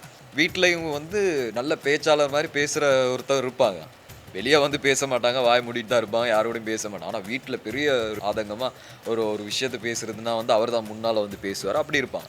அப்படி ஒருத்தன் தான் நான். அதனால டிவியில் சான்ஸ் கிடச்சிது, நான் பேச ஆரம்பிச்சிட்டேன். ஏதோ டிவியில் இப்போ ஒரு கேமராவை பார்த்துட்டு ஒரு பயம் வரல எனக்கு, என்னதோ தெரியலை. அந்த கேமராவை பார்த்து பயம் வராததுனால நான் வீட்டில் செய்கிறத டிவியில் செய்ய ஆரம்பிச்சிட்டேன் அப்படின்னு தான் நினைக்கிறேன். ஸோ எனக்கு கிடைச்ச சான்ஸில் செய்ய ஆரம்பித்த விஷயங்கள் தான் அதெல்லாம். மற்றபடி எல்லாத்துலேயுமே வந்து ஒரு 50% தான் வந்து எனக்கு டேலண்ட் இருக்குன்னு எனக்கு தெரியும். இவ்வளோ தான் நான் கணிச்சு வச்சுருக்கேன். ஸோ அதனால தான் நான் வந்து இந்த பெட்டியை தூக்கிட்டு இந்தியாவுக்கு போகிறது இந்த மாதிரி விஷயங்கள்லாம் செஞ்சதே இல்லை. ஏன்னா வந்து எனக்கு தெரியும் நான் யார், எனக்கு இவ்வளோ தான் முடியும் அப்படின்ற எனக்கு தெரியும். நிறைய பேர் எனக்கு இப்போ நான் சொன்ன மாதிரி ரோட்டில் மீட் பண்ணுறவங்க, டாக்ஸியில் மீட் பண்ணுவேன், இந்த மாதிரி நிறைய விஷயம் பாக்கள் வந்து என்கிட்ட கேட்பாங்க, நீங்கள் எப்போனா இந்த ஷோக்கு போகிறீங்க அந்த ஷோக்கு போகிறீங்கன்னு பெரிய பெரிய ஷோஸ் பேர்லாம் சொல்லுவாங்க. இந்தியாவில் நடக்கிற ஏதோ ஷோ அப்படின்னு இருக்கும். நான் கேட்பேன், ஏன் போகணும் அப்படின்னு கேட்பேன். அப்போ இல்லை போனால் நல்லா தானே, நல்லா பெரிய ஆளா அப்படிம்பா. ஆமாம், ஒரு பிம்பத்தை உருவாக்குனதுக்கு அப்புறம் அங்கே போகணும்னு மக்கள் அது பின்னுக்கே இருக்கிறாங்க. என்னை பொறுத்த வரைக்கும் அப்படியெல்லாம் டார்கெட் இல்லை. உண்மையாகவே என்னை பொறுத்த வரைக்கும் சம்பாதிக்கிறது தான் வந்து டார்கெட். சம்பாதிக்கணும், கிடைக்கிற வேலையை வந்து நல்லா பெர்ஃபார்ம் பண்ணணும், அப்படி இப்படி இருக்குதான். சான்ஸ் கிடைச்சா கண்டிப்பாக போவேன் தான். ஏன்னா அதுவும் கடவுளால் கொடுக்கப்பட்டது அப்படின்னு நாங்கள் போக வேண்டியது தான். அடுத்தது வந்து ஏதாவது கிடச்சிட்டு நாங்கள் போவோம், அதில் காசு கிடைக்க போகுதுண்ணா. பட் அதை இறங்கி தேடுற அளவுக்கு நான் வந்து பேஷனேட் இல்லை, அந்த அளவுக்கு டேலண்ட்டும் இல்லைண்ணா. ஏன்னா இப்போ நான் இங்கே இருந்து திடீர்னு நான் போயிட்டு நான் சென்னையில் போயிட்டு இப்போ பாடுறா ஹீரோ ஆகிக்க, அதெல்லாம் வந்து நடக்க போகிற விஷயமே இல்லைன்னு எனக்கு தெரியும், என்னால் பண்ண முடியாது. ஸோ அதனால நான் இப்போ இருக்க இந்த சேஃபான சைடுக்குள்ளே நான் பேட்டிங் பண்ணிவிட்டு வாழ்ந்துகிட்டு இருக்கேன். பண்ண முடியாது அப்படின்னு சொல்லி நீங்களே ஒரு எல்லை வச்சுருக்கீங்கல்ல, அது ஓ உடைக்கிறது நல்லதா இல்லாட்டி அதில் நான் அப்படியே ஒரு இல்லை, எப்பயுமே வந்து உங்களோட செல்ஃபை வந்து நீங்கள் கொஞ்சம் உங்களை விட்டு வெளியே வந்து உங்களையே நீங்கள் திரும்பி பார்த்துக்கிட்டே இருக்கணும் அப்படின்னு நினைக்கிறேன் எப்பயுமே. ஏன்னா சுற்றி இருக்கவங்க அது இது சொல்லுவாங்க தான், நீ அங்கே போகணும் இங்கே போகணும் அதை செஞ்சிடணும் இதை செஞ்சிடணும் அப்படின்னு. ஆனால் அது அந்த மாதிரி விஷயங்கள் அவ்வளோ வெயிட்டான விஷயங்கள் உங்களால் செய்ய முடியுமா அப்படின்றது நீங்கள் எப்பயுமே வந்து யோசிச்சுட்டு இருக்கணும். எனக்கு அவ்வளோ வெயிட்டான ஒரு விஷயம் செய்ய முடியுமா அப்படின்னு தெரியல. மேபி செய்ய முடிஞ்சதுன்னா அதுவும் வந்து கம்ப்ளீட்டாக என்னோடய டேலண்ட் இல்லை, சான்ஸ் லக் ஏதாவது ஒரு விஷயம் கிடச்சி இப்போ வரைக்கும் நான் என்னோடய லைஃப்பில் கிடச்சிருக்க விஷயங்கள் மாதிரி இன்னொரு பெரிய ஒரு லக் கிடச்சா மேபி நான் ஒரு பெரிய இண்டஸ்ட்ரியில் வந்து நான் இருப்பேனா இருக்கும். அந்த லக்கும் கிடைக்கலன்னா வந்து இப்போ இருக்க இதே லக்கை வச்சு என்னால் இந்த லைஃப்பில் சரியாக ஓடிட்டு இருக்க முடியும் அப்படின்னு நினைக்கிறேன். ஏன்னா நம்ம எல்லாருமே சொல்லுவாங்க, இப்போ இன்றைக்கி டிக்டாக் ஓப்பன் பண்ணி கொஞ்சம் ஃபேமஸ் ஆகிட்டாலே வந்து நம்மளால் போக முடியும். நிறைய பேர் இப்போ எங்களுக்கு தெரிஞ்ச எவ்வளோ பேர் இந்தியன் சேனல்ஸில் வந்து டெலிட்ராமாலாம் நடிச்சிட்டு இருக்காங்க. அதே விஷயம் அந்த விஷயம் செய்கிறது ரொம்ப பெரிய விஷயமே இல்லை, எங்களாலையும் பண்ண முடியும். பட் ஒரு செல்ஃப் அனலைஸ்மெண்ட் நான் பண்ணி இவ்வளோ தான் பண்ண முடியும், இந்த இடத்துக்குள்ளே என்னால் ஓட முடியும் அப்படின்னு யோசித்து நான் ஓடிட்டுருக்கேன். ஒரு அட்டவணையை போட்டு இதுக்கு ஒரு டிக் இவ்வளோ தான். இந்த பக்கம் பார்த்தா சோனுமலை, அந்த பக்கம் பார்த்தா சோனுமலைன்னு கேர்ள் ஃபேன்ஸ் அப்படியே இருக்காங்க உங்களுக்கு. நான் சகோதரமொழி ஒரு இண்டஸ்ட்ரிக்குள்ளே போயிட்டுங்க, எப்படி வாங்கன்னு அரவணைச்சிக்கிட்டாங்களா இல்லாட்டி ஏதாவது அதுக்குள்ளேயும் நிறைய அரசியல்கள் ஏதாவது இருந்துச்சா? அரசியல்னா இருக்குது உண்மையாகவே. நம்மளோட வேலை செய்கிற சக ஆக்டர்ஸ் இருப்பாங்களே அவங்களுக்கு தான். ஏன்னா அவங்க என்ன ஆக்டர்னு நினைக்கிறாங்க, அதான் ஒரு பெரிய பிரச்சனை. நான் ஆக்டரே, அது நீங்களே சொல்றீங்க. அது வந்து யாராவது எனக்கு ஞாபகப்படுத்தினா தான் எனக்கு ஞாபகம் வரும். நான் சொன்னேன் இந்த டாக்ஸி அப்படின்ற விஷயம் அடிக்கடி நான் யூஸ் பண்ணுறது தெரியுமா. ஏன்னா அங்கே தான் வந்து நிறைய பேரை நான் மீட் பண்ணுவேன். ஒரு ஜிம்முக்கு போகிற நேரம் டாக்ஸியில் போயிடுவேன். அப்போ வந்து அவங்க தர்ஷனா அப்படின்னு பேசும்போது தான் ஞாபகம் வரும், ஐயோ டிவியில் வரோம்னா அப்படின்னு. ஏன்னா முதல்ல ஒரு நிகழ்ச்சி தொகுப்பாளராக இருக்க காலத்தில் வந்து ஒவ்வொரு நாளும் நான் டிவியில் இருப்பேனே, மைக் போடுவேன், வாய்ஸ் பேலன்ஸ் பார்க்குறது, உங்களை நீங்கள் இப்போ செஞ்சுக்கிட்டு இருக்க அதே ஜாப் தான் நான் செஞ்சுக்கிட்டு இருக்கேன். இப்போ ஒரு 7-8 வருஷம் ஒவ்வொரு நாளும் அந்த டிவி ஜாப்புக்கு போயிடுவேன். எனக்கு தெரியும் நான் டிவியில் இருக்கேன் அப்படின்ற ஒரு ஃபீல் இருக்குது. நீங்கள் இப்போ நாடகம் நடிச்சுக்கிட்டு இருக்கும்போது நீங்கள் டிவியில் இருக்கிறது மறந்துடுச்சு. இப்போது நான் 2-3 ட்ராமா நடிச்சிருக்கேன், டிவியில் எப்போ நான் வரேன் அப்படின்றது எனக்கும் தெரியாது. இப்போ நேற்று வந்திருப்பேன், எனக்கு தெரியாது. நானே பெருசாக ஃபாலோ பண்ணுறது இல்லை, நான் வேறு வேலையாக இருப்பேன், நடித்து முடிச்சுட்டு வேறு வேலையை ஸ்டார்ட் பண்ணிடுறது. ஸோ நான் இப்போ ஆர்ட் கிளாஸ் பண்ணுறேன், இந்த மாதிரி விஷயங்கள்லாம் போயிட்டு அவனுங்கெல்லாம் யாராவது ஒருத்தர் ஞாபகப்படுத்தினால்தான் வந்து எனக்கு தெரியும், நாங்கள் நடிச்சுக்கிட்டு தான் இருக்கோம், நான் ஆக்டர், நாங்கள் இப்போ டிவியில் இருக்கோம் அப்படின்றது ஞாபகம் வரும். இப்போ இவங்க என்ன நினைக்கிறாங்கன்னா, சக ஆக்டர்ஸ் அவங்க வந்து என்ன நினைக்கிறாங்கன்னா, நாங்கள் ஒரு ஆக்டராக வந்து அவங்களுக்கு போட்டியாக நடிச்சுக்கிட்டு இருக்கோம் அப்படின்னு. அப்படி எதுவுமே இல்லை எனக்கு, நான் அப்படி நினைக்கிறதும் இல்லை. நான் எனக்கு தொழிலாக தான் செஞ்சுட்டு இருக்கேன். ஸோ அதனால அது இருக்குது தான். ஆனால் ஆடியன்ஸ் கிட்ட அது இல்லை. ஆடியன்ஸ் வந்து உண்மையாகவே ஒரு ஒரு ஒரு ஹெல்த்தியான மைண்ட் செட்டில் இருக்காங்க. அந்த சகோதர மொழியில் இருக்க ஆடியன்ஸ் எல்லாருமே இல்லை, ஒரு குறிப்பிட்ட ஆடியன்ஸ்னு சொன்னால் பெரும்பாலான மக்கள் வந்து எதுக்கு ரெடியாக இருக்காங்கன்னா வந்து ஒரு டேலண்ட் இருக்குது, இல்லைனா வந்து ஒருத்தரை யூஸ் பண்ணிக்கொள்ளலாம் அப்படின்னா வந்து எடுத்து யூஸ் பண்ணுறதுக்கு ரெடியாக இருக்காங்க அந்த ஆடியன்ஸ். ஸோ அது நான் பார்த்துருக்கேன். இப்போ அவங்களுக்கு தேவை அவங்களோட இண்டஸ்ட்ரி வளர்கிறது மட்டும்தான். நீங்கள் அப்பே சினிமா அப்படின்ற ஒரு வார்த்தையை சொல்லணும் அவங்களுக்கு. அது வந்து எல்லா ஆடியன்ஸுக்கிட்டேயும் அவங்கக்கிட்ட மோஸ்ட்லி இருக்குது. ஸோ அதனால வர்ற எல்லா படத்தையுமே வந்து அவங்க வரவேற்பாங்க. எல்லாத்துக்குமே நல்ல ப்ரொமோஷன், எல்லாத்துக்குமே வந்து முன்னால் போயிட்டு நின்றுவான், இப்படியும் டிக்கெட் எடுத்து போய் பார்க்குறது, இந்த மாதிரி விஷயங்கள் வந்து எல்லோரும் பண்ணுறாங்க. ஸோ ஆடியன்ஸ் கிட்ட இருந்து எனக்கு அந்த மாதிரி ஒரு அரசியல் வந்து வந்ததே இல்லை. நான் ஒரு தமிழ் ஒருத்தன் அப்படின்னு தெரியும் ஆடியன்ஸுக்கு, நான் தமிழனை காட்டிக்கொள்றதுக்கும் பிடிக்கும் அப்படின்னு தெரியும் ஆடியன்ஸுக்கு. அங்கே போயிட்டு அது பண்ணுறதே ஒரு பெருமை தானே, நான் தமிழன்டா அப்படி. ஸோ நான் என்னோட ஃபர்ஸ்ட் வீடியோ நான் ரொம்ப ரீச் ஆனது சோஷியல் மீடியாவில் வந்து வேஷ்டி சட்டையோட சேம் இதே காஸ்டியூமோட தான். நான் நடந்து வர ஒரு தமிழ் பாட்டு போட்டு எடிட் பண்ணி ஏதோ ஒரு டிக்டாக் போட்டேன், அதுதான் நிறைய ஷேர்ஸ் இருந்துச்சு. அதில் தான் ஃபஸ்ட்டாக எஸ்டாப்ளிஷ் ஆனது. அதிலேருந்து நிறைய டிவி இன்டர்வியூஸ் அது இதுன்னு எல்லாத்துக்கும் கூப்பிட்டாங்க. ஸோ அந்த மக்களை பொறுத்த வரைக்கும் நான் இப்படி இருக்கிறதுனால தான் அவங்க வந்து அக்செப்ட் பண்ணுறாங்க. அப்படி இல்லாமல் இப்போ நான் ஒரு தமிழனாக இருந்துக்கிட்டு தமிழ் மாதிரி காட்டிக்காமல் வேறு மாதிரி காட்டிக்கிட்டு இருக்க மாதிரியான ஆக்களும் இருக்காங்க. அப்படி என்கிட்ட அவங்க எக்ஸ்பெக்ட் பண்ணலை அப்படின்றது எனக்கு தெரியும். அதனால நான் இப்படியே நானாகவே இருக்கேன்.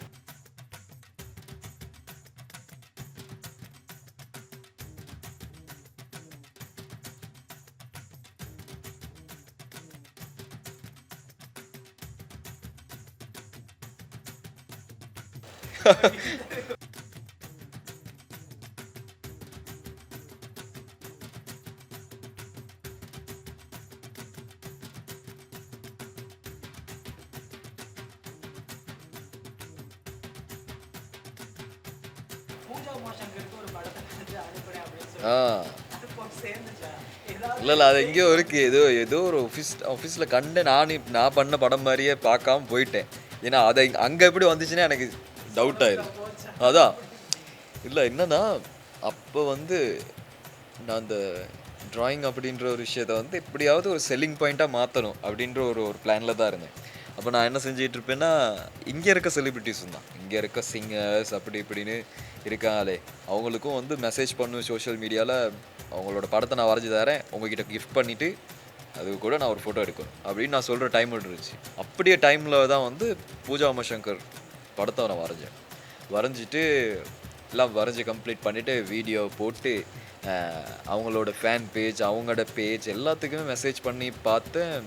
No response. அதுக்கப்புறம் ஒரு 3-4 வருஷம் ஆகிட்டு அப்போ நான் அந்த சேனலில் டிவி சேனலில் நான் வர ஆரம்பிச்சிட்டேன். அப்போ அங்கே இருந்த ஒரு அண்ணாவுக்கு சொன்னேன், இப்படி நான் பூஜா உமாசங்கர் படத்தை வரைஞ்சேன், எப்படி சரி கொடுக்கணும், கொடுத்து ஒரு ஃபோட்டோ எடுத்துடணும், அப்போ அது ரீச் ஆகுமே, அதுக்கப்புறம் ஏதாவது பெயிண்டிங் ஆர்டர்ஸ் வரும், அதை வச்சு சம்பாதிக்கணும், எண்ட் ஆஃப் த டே மணி, அவ்வளோதான்.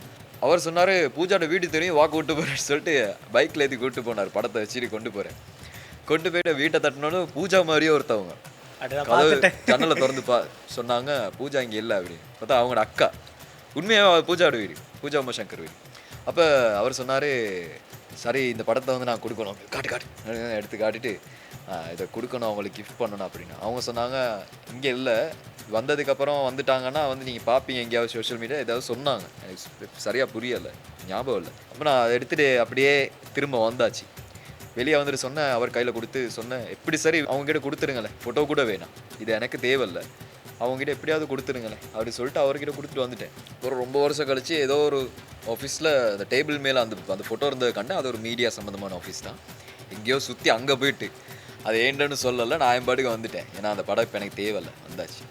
அதுக்கப்புறம் ஒரு சகோதர மொழி இன்டர்வியூவில் அந்த இன்டர்வியூ பண்ணுறவர் வந்து கொஞ்சம் ஃபேமஸ் ஆனவர், அவரோட யூடியூப் சேனல் கொஞ்சம் ஃபேமஸான யூடியூப் சேனல். அதில் நான் இப்போ சகோதர மொழியில் வந்து நடிக்க ஆரம்பிச்சதுக்கப்புறம் கொஞ்சம் ரீச் ஆனதுக்கப்புறம் அந்த இன்டர்வியூவில் அவர் கேட்டார், பூஜா உமாசங்கர் வந்து தமிழ் ஃபிலிம்ஸில் நடிக்கிறவங்க, ஸ்ரீலங்காவை சேர்ந்தவங்க, அவங்கள பற்றி என்ன நினைக்கிறீங்க? உண்மையாகவே பூஜா உமாசங்கர் வந்து தொட்ட ஒரு தூரம் பெரிய தூரம், ரைட்? நாங்கள் வந்து அஜித் தலை கூடலாம் நடிச்சிட்டாங்க, ஸோ நம்ம பெருமைப்பட வேண்டிய ஒரு விஷயம். நான் சொன்னேன் ரொம்ப பெரிய தூரம் போன ஒரு ஆர்டிஸ்ட், நான் ரொம்ப ரெஸ்பெக்ட் பண்ணுறேன் அவங்கள, நான் படம் வரைஞ்சி அவங்க கொடுக்க முடியலை அப்படின்னு. அது கொஞ்சம் வைரல் ஆகிட்டு. அந்த இடத்துல நிறைய மெசேஜஸ் எனக்கு நான் பார்த்தேன், இன்னும் கொண்டு போய்ட்டு டேக் பண்ணுறாங்க பூஜா கே வாட் தர்ஷன் தவராஜா பே தர்ஷன் மே சித்ரா கேந்தலா தென்ன ட்ரை கரலா, நீங்கள் ஏன் எடுக்கல, நீ அவங்கள ரொம்ப ரீச் பண்ண ட்ரை பண்ணி உங்களோட வீட்டுக்கு வந்துருக்காரு, இதெல்லாம் சொல்லி ஒவ்வொரு ஆக்கள் டேக் பண்ணுறாங்க அப்படி இப்படின்னு. திடீர்னு ஒரு நாள் கால் வந்துச்சு அவங்க பூஜா உமாசங்கர் கிட்ட, வாட்ஸ்அப்பில் இல்லை அவங்ககிட்ட வந்துட்டு யாரோ அவங்க மேனேஜர் போல் கால் பண்ணி கேட்டாங்க, நான் பூஜா உமாசங்கர் மேனேஜர், பூஜா வந்து உங்களோட பேசணும்னு சொல்கிறாங்க, இப்போ கால் பண்ணலாமா அப்படின்னு. நான் சொன்னேன் பண்ண சொல்லுங்க அப்படின்னு. இப்போ பண்ணிட்டு கேட்டாங்க, என்னடா பண்ணுற, ஏன்டா இப்படி பண்ணுறீங்க அப்படின்னாங்க. நான் சொன்னேன் ஏன் என்ன ஆச்சு அப்படின்னு. இல்லை எனக்கு எல்லோரும் மெசேஜ் பண்ணி ஏசுகிறாங்க, தர்ஷன் தவராஜா உங்களை வரைஞ்சி கொடுக்கணும்னு ஆசைப்பட்டாரு, நீங்கள் அதை எடுக்கல, அக்செப்ட் பண்ணல அப்படி இப்படின்னு ஏசி மெசேஜ் வருது அவங்களோட ஃபேன்ஸ் கிட்டே இருந்து அப்படி இப்படி. இப்போ நான் சொன்னேன் இல்லை அது ரொம்ப வருஷத்துக்கு முதல்ல அது படம் என்கிட்ட இல்லை அப்படின்னு. அப்புறம் அவங்க சொன்னாங்க சரி இப்போ என்ன பண்ணுறீங்க அப்படின்னு சும்மா பேசுனாங்க. இப்போ அவங்க இந்தியாவில் இருக்காங்க போல், அங்கேயே செட்டில் ஆகிட்டாங்க அப்படின்னு சொன்னாங்க. படம் கொடுக்கல கடைசி வரைக்கும். இப்படி ஒரு சின்ன கன்வர்சேஷன் கடைசியில் ஒரு ஆஃபீஸில் பார்த்தோம், அது அங்கே எங்கேயோ பார்த்தேன். இந்த ஒரு சில விஷயங்களை பண்ணிவிட்டு ஒரு சிங்கிள் இண்டஸ்ட்ரியில் போயிட்டு நாங்கள் சிங்கிளாக்கள் இருக்க மத்தியில் வந்து ஒரு தமிழால் பேசுகிறது நேரமே அவர் தமிழால் தான், அவர் பேசுகிறது நல்லா தெரியுது, சிங்கிளும் பேசுகிற ஸ்டைலே வித்தியாசமாக இருக்குது அப்படின்னு. இப்போ ஒரு படத்தை நடிக்கும்போது அதில் டயலாக் ப்ரிப்பரேஷன் எல்லாமே இருக்கும், அதுக்கு தயார் பண்ணி அது இந்த சீனில் இப்படி தான் பேச போகிறோம், அந்த வசனங்கள் எல்லாத்தையும் மனப்பாடம் பண்ணி வச்சு பேசுகிறது. தமிழில் பேசுகிறது கொஞ்சம் கஷ்டம், சிங்களத்தில் அதை பண்ணும்போது அடடே இவ்வளோ கேவலமாக போச்சு இதை பேசி அப்படின்னு ஏதாவது இருந்திருக்கா? ஸ்டார்ட் பண்ணுறேன். இப்போ ஃபஸ்ட்டு எலி ட்ராமா பண்ணுற நேரம் வந்து ஃபுல்லாகவே ப்ராம்ப்டிங்கில் தான் போச்சு. நான் சொல்ல வேண்டிய டயலாக் எல்லாம் வந்து எப்படி சொல்லணுமோ இந்த டோனில் சொல்லணும். நான் அதில் வில்லன் கேரக்டர் பண்ணேன், எப்படி சொல்லணும் அப்படின்றது எல்லாமே வந்து அந்த டைரக்டர் வந்து கேமராவுக்கு பின்னால் இருந்து சொல்லிடுவார். அதே டோனில் சத்தமாக அதே மாதிரி சொல்லுவார். நான் அப்படியே கேட்டுக்கிட்டு இருந்து டேக்கில் நான் சொல்லுவேன். அப்படி தான் போச்சு. அதுக்கப்புறம் போக போக நான் இப்போ எனக்கு ரீட் பண்ண இயலும் சிங்களும். ஸோ அதனால இப்போ கொஞ்சம் ஓகே. பட் இப்பயும் ஸ்கிரிப்ட் பார்க்கும்போது எல்லாரும் சுற்றி இருக்கவும் சிரிச்சுக்கிட்டு தான் இருப்பாங்க. நான் ஸ்கிரிப்ட் பார்க்கும்போது எல்லாம் சுற்றி வந்துடுவாங்க. ஏன்னா வந்து நான் வாசிக்கிற விதமே வேறு. வெளியே சத்தமாக தான் வாசிக்கணும். டிரெக்டர் உட்காந்துருப்பாரு, எல்லாரும் கையில் ஸ்கிரிப்ட் பேப்பர் இருக்கும், எல்லா கேரக்டர்ஸ் பண்ணுறவங்க உட்காந்துருப்பாங்க. அவங்கவுங்க டைலாக்கை சொல்லிட்டு வரும்போது என் டைலாக் மட்டும் வித்தியாசமாக கேட்கும். அப்போ எல்லாம் சிரிக்கிற அது இருக்குதான். பட் குரூப்ல டூப் மாதிரி ஒரு விஷயம் தான் நடக்கும் உண்மையாகவே. எனக்கு அது ரொம்ப பிடிச்ச ஒரு விஷயம். அந்த அந்த இடத்துல அப்படி நடக்கிறது என்னன்னா, நான் இப்போ பண்ணிக்கிட்டு இருக்க டெலிட்ராமாவில் ராஜுன்னு ஒரு கேரக்டர் பண்ணுறேன். அந்த ராஜு வந்து எப்படி கேரக்டர்னா வந்து தமிழ் தான், ஆனால் அந்த சிங்கள டெலிட்ராமாவில் நான் இருக்க ஒரு கேரக்டர். தமிழ் ஒருத்தன், தமிழ் பாட்டு பாடிக்கிட்டு தான் இருப்பேன் எப்பயுமே ட்ராமாக்குள்ள. அந்த டிரெக்டருக்கு பிடிச்ச தமிழ் பாட்டு கொஞ்சம் இருக்குது. அவர் சொல்லுவார், தர்ஷன் மேக கேம் ரோசாப்பு சின்ன ரோசாப்பு கேம் அப்படிம்பாரு. அப்போ நான் அதை சொல்லிவிட்டு அதை படிச்சுட்டு வருவேன். அது வந்து அந்த ஏரியாவில் இருக்க ஒரு ரவுடினா. ஸோ பைக்கில் வந்துட்டு பூ எடுத்துகிட்டு வந்து ஹீரோயின் கொடுக்கும்போது பாட்டு படிக்கிறது. நிறையா பாட்டு படித்தாச்சு அந்த டெலிட்ராமாவில். என்னை காணவில்லையே நிறையா. ஆனால் நீங்கள் நிறைய இடத்துல வசீகரா தான் பாடியிருக்கீங்க. வசீகராவுக்கு உங்களுக்கு ஏதாவது இல்லை வசீகரா பாட்டு வந்து சகோதர மொழியாக்களுக்கு நிறைய எல்லாருக்குமே தெரிஞ்ச பாட்டு. இப்போ அவங்க வந்து படிக்கும்போது அப்படி போட்டு படிக்கிற மாதிரி தான் நமக்கு தெரியும். இப்போ நமக்கும் தெரிஞ்சிருக்கணும் அப்படின்னு அவங்க படிக்கிறாங்களே, அது மாதிரி தான் நாங்கள் அவங்களோட ஆடியன்ஸ், பெரிய ஆடியன்ஸ் இருக்க இடத்துல படிக்கும்போது அவங்களுக்கு தெரிஞ்ச பாட்டு 2-3 பாட்டு தான் இருக்குது. அதை எடுத்து விட்றது தான். ரவுடி பேபி தான் இருக்கிறதுலே உச்சம். ஆனால் அது நம்ம மூஞ்சிக்கு செட் ஆகாதுன்றதுனால கொஞ்சம் அந்த வசீகரா அந்த மாதிரி கொஞ்சம் ஸ்லோவான ஒரு பாட்டை பாடிட்டு தப்பிச்சிருது. உண்மையாகவும் அதெல்லாம் கேட்பாங்க. நல்ல ஒரு காமான டோனில் போய்கிட்டு இருக்க ஒரு இடத்துல அப்படி போடு படி அப்படின்னுவாங்க. நான் சொல்லுவேன், ஏலாது அதெல்லாம் படிக்க மாட்டேனா அப்படின்னு நானே மாற்றுவேன். அப்படி தான் நடக்கும். ஆசையாக இருக்கும் அந்த சிச்சுவேஷன் ஒர்க் பண்ணுற நேரம். நான் கமெண்ட் பார்த்துருக்கேன். இந்த கமெண்ட் பற்றி பேசுகிறதுக்கு நான் வந்து கொஞ்சம் கூட தயங்கவே மாட்டேன், தைரியமாக சொல்லுவேன். எனக்கு யாரோ கமெண்ட் பண்ணியிருந்தாங்க, முழுசாவே சிங்கள ஒருத்தனாக மாறிட்டேன் அப்படின்னு கமெண்ட் பண்ணியிருந்தாங்க. ஏன்னா வந்து சிங்கள டெலிட்ராமாவில் தான் இப்போலாம் பார்க்குறாங்க, தமிழில் பார்க்குறதுக்கான ஒரு வாய்ப்பு இல்லை. நான் அப்போ அவருக்கே ரிப்ளை பண்ணியிருந்தேன். அவர் அந்த கமெண்ட் பண்ணுறதுக்கு ஒரு 2 கிழமைக்கு முதல்ல தான் வந்து ஒரு தமிழ் யூடியூப் சேனலில் வந்து ஒரு கேரக்டர் கமல்ஹாசன் கொச்சிக்கடையில் பிறந்தா எப்படி இருக்குன்ற மாதிரி ஒரு கேரக்டர் பண்ணியிருந்தேன். எனக்கு பிளாட்ஃபார்ம் தான் இப்போ கூட நான் முதல்ல வேலை செஞ்ச அதே சேனலில் தமிழ் ட்ராமா பண்ணுறதுக்கு பிளான் இருக்குது. எல்லாம் சரியாக வந்துச்சுன்னா அதில் போய் நடிப்பேன். சான்ஸ் மட்டும்தான், ஆப்பர்ச்சுனிட்டி மட்டும்தான். இதில் நான் வந்து சகோதர மொழியில் நான் நடிக்கிறேன்னா இல்லைன்னா வந்து இப்போ சைனாக்காரங்க நிறைய பேர் இங்கே இருக்காங்க. திடீர்னு டெலிட்ராமா பண்ண ஆரம்பிச்சிட்டாங்கன்னா நான் அங்கே போயிடுவேன், கிடைச்சா போயிடுவேன். நான் அதுக்கப்புறம் போயிட்டு பழகிறது தானே. சைனீஸ் பேசி பழகி சிங்களத்தை எப்படி பேசி பழகணுமோ. நான் என்ன சின்ன வயசுலேருந்து சிங்களம் பேசுகிறேன்னா இல்லையே, பைனவா நகினவான்னு பஸ்ஸில் சொல்லவே தெரியாமல் இருந்தவங்க நாங்கள். இப்போ போயிட்டு நாங்கள் நடிச்சுக்கிட்டு இருக்கோம். இப்போ சைனீஸ்காரங்க வந்து இங்கே வாழ்ந்துக்கிட்டு இருக்காங்க. இன்னும் நம்ம கடையெல்லாம் போட்டானுங்க. கொஞ்ச நாளில் உண்மையாகவே டெலிட்ராமா பண்ண போகிறானுங்க ஸ்ரீலங்காவில். அதுக்கப்புறம் நான் ஷேப்பாக அங்கே போயிடுவேன். அது வந்து கிடைக்கிற சான்ஸை பொறுத்து. நீங்கள் உங்களுக்கு ஏதாவது சைனீஸ் ட்ராமாவில் என்ன பார்ப்பீங்க. அப்போ நான் சைனாக்காரனை மாறிட்டேன்னு சொல்ல போகிறீங்களா? என்னடா இது இப்படித்தான். அது வந்து பார்க்குறவங்க, இப்போ நீங்கள் பார்க்குறீங்கன்னா முழுசாக பார்க்கணும். இப்போ இவன் என்ன செஞ்சுக்கிட்டு இருக்கான் அப்படின்னு பார்க்கணும். இப்போ ஒரு இடத்துல இன்றைக்கி நீங்கள் டிவியில் போகும்போது நான் சைனீஸ் பேசிகிட்டு இருக்கேன்னா, ஆஹா இவன் சைனீஸ் பேசுகிறான், அப்போ நீ சைனாக்காரனா அப்படின்னு கமெண்ட் பண்ணக்கூடாது. அன்னைக்கு நீ வேறு என்ன வேலை செஞ்சுருக்க அப்படின்னு கண்டிப்பாக பார்க்கணும், பார்த்துட்டு தான் பேசணும். ஸோ அது ஒரு விஷயம் சில பேருக்கு இல்லை. அவங்க நினைக்கிறாங்க நாங்கள் ஒரு வாய்ப்புக்காக வந்து அந்த இண்டஸ்ட்ரிக்குள்ளே போயிட்டு நாங்கள் அவங்களாவே மாறுறோம். அப்படி ஒரு விஷயமே இல்லை. அப்படி ஒரு விஷயம் வந்து அந்த ஆடியன்ஸே எக்ஸ்பெக்ட் பண்ணலை. கண்டிப்பாக அவங்கள பொறுத்த வரைக்கும் அவங்க எங்களை இன்ட்ரோ பண்ணுறத வந்து ஆக்டர் தர்ஷன் தவராஜா அப்படி தான் இன்ட்ரோவே கொடுக்குறாங்க. அவங்களோட ஷோஸ்லேயும் வந்து இவர் தமிழ் அப்படின்னு சொல்லி தான் கொடுக்குறாங்க. இல்லைன்னா அவங்களுக்கு அதை ஒரு ஹைலைட்டாக சொல்லவே தேவையில்லை. தர்ஷன் அப்படின்னு சொல்லிட்டா நான் சிங்களமாக தமிழானே தெரியாமல் போயிடும். தர்ஷனை அப்படின்னு சொன்னாலே போதும். பேசும்போது தான் தெரியும். அப்படி ஒரு விஷயம் இருக்குது. சரி, ஆரம்பத்தில் இவ்வளோ விஷயத்த பண்ணும்போது இப்போ நீங்கள் சொல்லிட்டீங்க நம்மளோட தொலைக்காட்சி வரலாற்று அப்படின்னு எடுத்து பார்த்தா இந்த விஷயத்த இப்போ வரைக்குமே நாங்கள் சாதிக்காமல் இருக்கோம். அந்த விஷயத்த நான் இப்போ உங்களோட லைஃப் ஜேர்னி எடுத்து பாருங்கள். பின்னுக்கு திரும்பி பார்த்தீங்கன்னா அடடே இவ்வளோ காலம் இதை செய்யாமல் விட்டுறேனே, இதை செஞ்சுருக்கலாமே, ஏன் மிஸ் பண்ணிட்டேன் அப்படின்னு யோசிச்சா எந்த விஷயமா இருக்கும் அது? ஒரு வேலை செஞ்சுக்கிட்டு இருக்கோமா.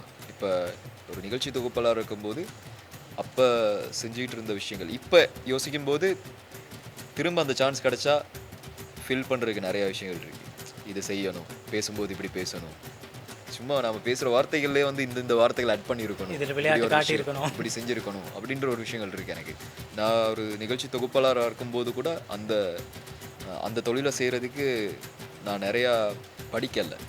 வேலைக்கு போகிறோம் வீட்டுக்கு வரோம் அப்படின்ற மாதிரியே இருந்துச்சுன்னா நிறையா டைம் போகும். அதில் காலையில் என்ன ரெடியாகி அங்கே நான் சொன்ன மாதிரி ஜிம்முக்கு போயிட்டு அதெல்லாம் முடிச்சுட்டு அதுக்கப்புறம் ஷோ பண்ண ஆரம்பிச்சிட்டேன்னா போயிட்டு 2-3 ஷோ தொடர்ச்சியாக இருக்கும்.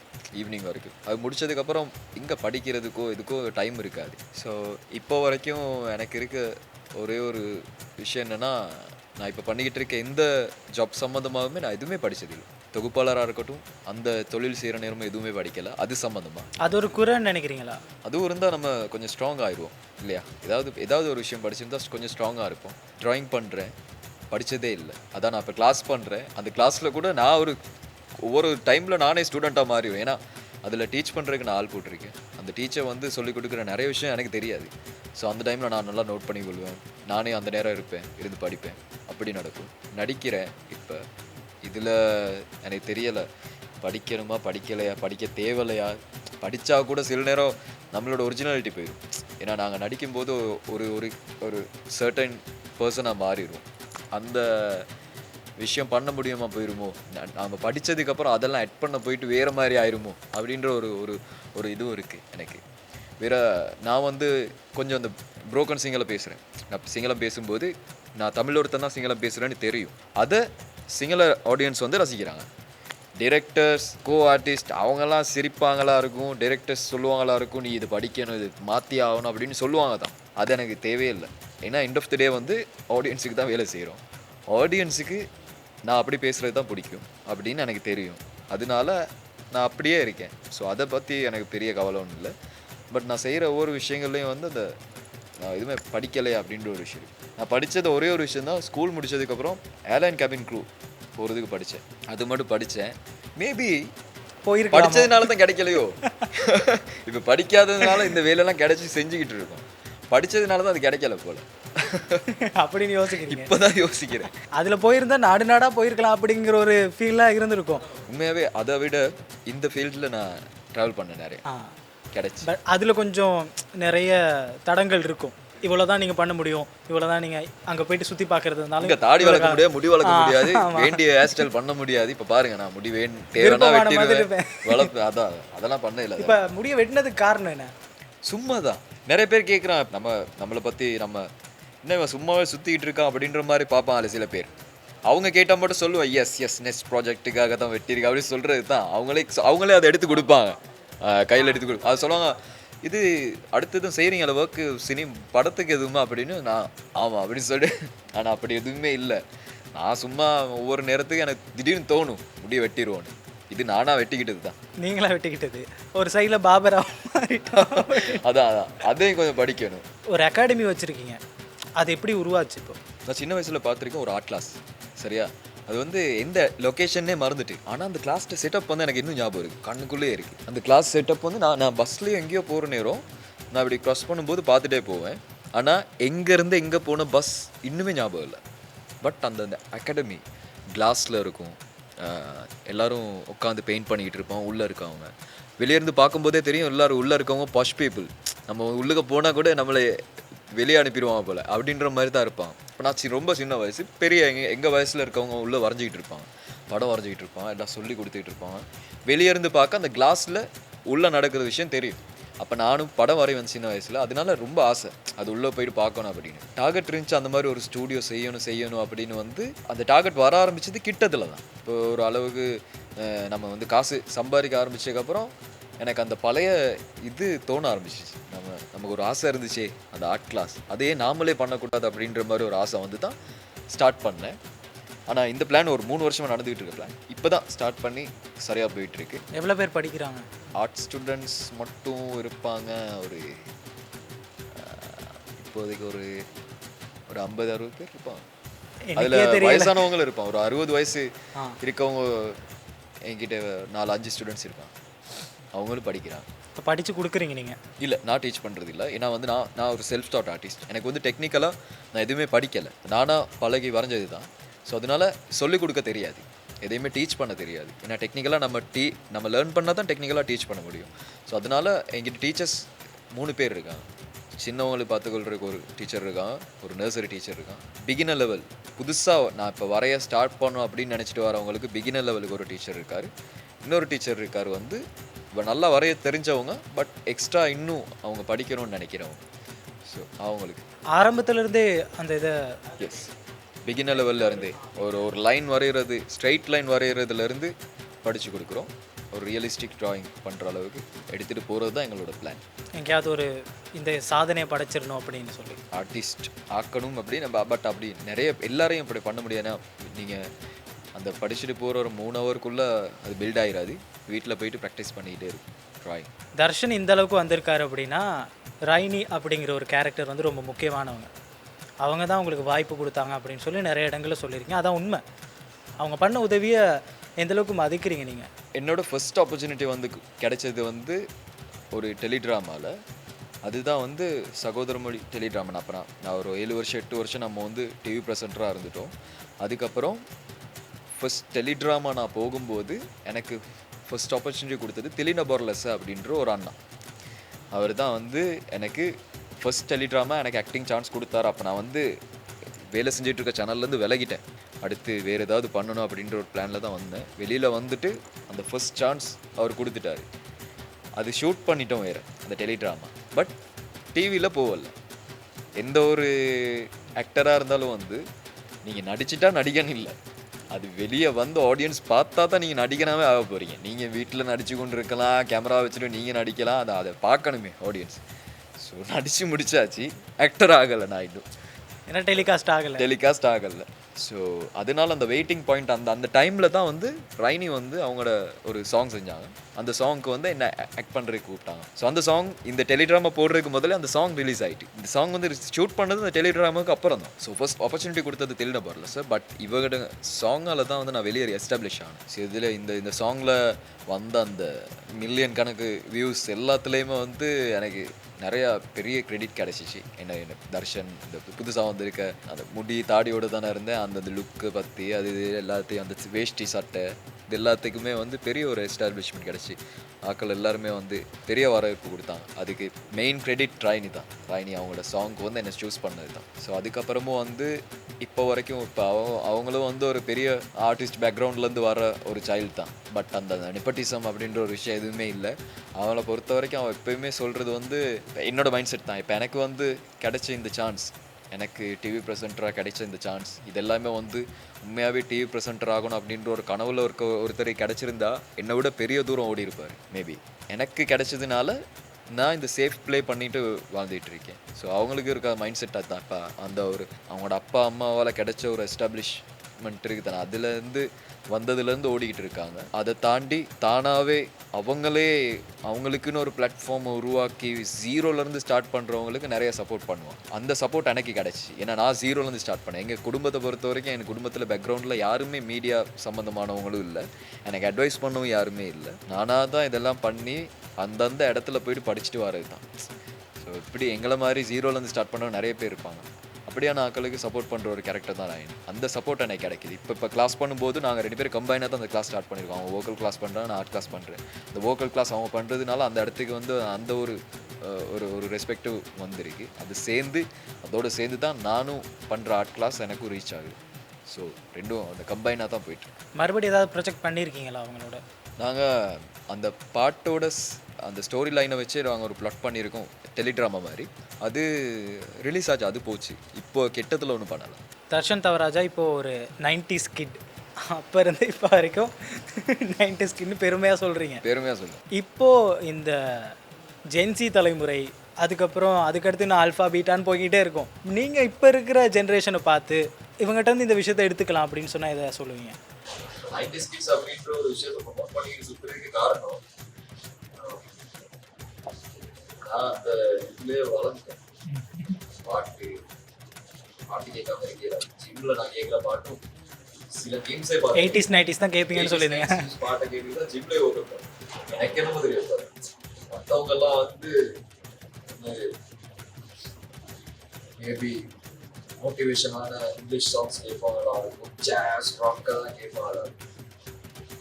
எனக்கு இந்த காத்திருந்து காலங்கள் போகுது பாட்டு கேட்டாலே நல்லா ஒர்க் அவுட் பண்ணிடுவோம். இல்லை, இப்போ ஜிம்முக்குள்ளே போனாலே அங்கே ஒரு இங்கிலீஷ் சாங் தான் போட்டுப்பாங்க, ஒரு பாட்டு தான் போகும். எங்களுக்கு புரியாது, ஆனால் அந்த பீட்டுக்கு நாங்கள் ஏதோ பண்ணுறோம், அது ஒரு பொஷ்பா அப்படின்னு இருக்கும். நானே கேட்டு எனக்கு சில பேர் போட்டிருக்க இயர்ஃபோன்ல வந்து எனக்கு கேட்குது. இந்த மலைத்துளி பாட்டுலாம் கேட்டுக்கிட்டு ஒர்க் அவுட் பண்ணுறோம் இந்த ஜிம்ல இருக்கு. அது அந்த மோட்டிவேஷன் அது வர தெரியாது. 90s கிட்ஸுக்கே கிடைச்ச வரமா சாப்பிடுமான்னு தெரியல. அதனாலதான் வந்து வாழ்க்கையை ஓடிட்டு எனக்கு பாட்டு கேட்கறதுக்கு இப்ப நான் ஃப்ரெண்ட்ஸோட செட் ஆகுறதுக்கு ஃப்ரெண்ட்ஸோட செட் ஆகணுன்றதுக்கு அது வந்து மெயின் ரீசன். எங்க ஃப்ரெண்ட்ஸுக்கே தெரியும். எங்க ஃப்ரெண்ட்ஸ் எல்லாரும் கெதர் ஆகுறோம்னா பாட்டு கேட்கறதுக்கு கெதர் ஆகி அதுக்கப்புறம் தான் அந்த ஃப்ரெண்ட்ஷிப் மீட்டப்பே நடக்கும்.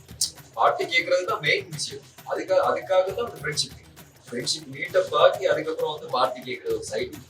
பாட்டு கேட்கறது மெயின். ஸோ பாட்டு கேட்கறது இதுலயே வந்து நம்ம லைஃப் ஓட ஆரம்பிச்சு. அதனால அந்த 90s கிட் அப்படின்றத நான் வந்து அப்படியே ஓடிட்டு வேற 90sல வந்து பாட்டு எல்லாத்தையுமே வந்து பாடங்களோட பவர் அது இருக்கிற ஒரு விஷயம் அதை நான் மைண்ட்ல வச்சுட்டு ஓடிட்டு நான் என்னோட போஸ்ட் எல்லாத்துலயுமே வந்து 90s பாட்டு தான் ஃபுல்லா 90s பாட்டு யூஸ் பண்ணேன். அதே வாழ்ந்துட்டு போயிருக்கோம். எனக்கு புது பாட்டு வந்து கேட்பேன். பட் எனக்கு அதை கேட்குற அந்த டைம் இருக்காது.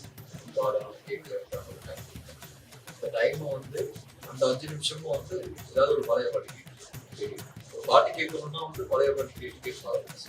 இப்போ அதை பழைய பாட்டுன்னு சொல்லல, அது ஏன்னா நாங்களே கேட்டு கேட்டு கேட்டு இப்போ அது ஒரு இதுக்கு வந்துட்டோம்.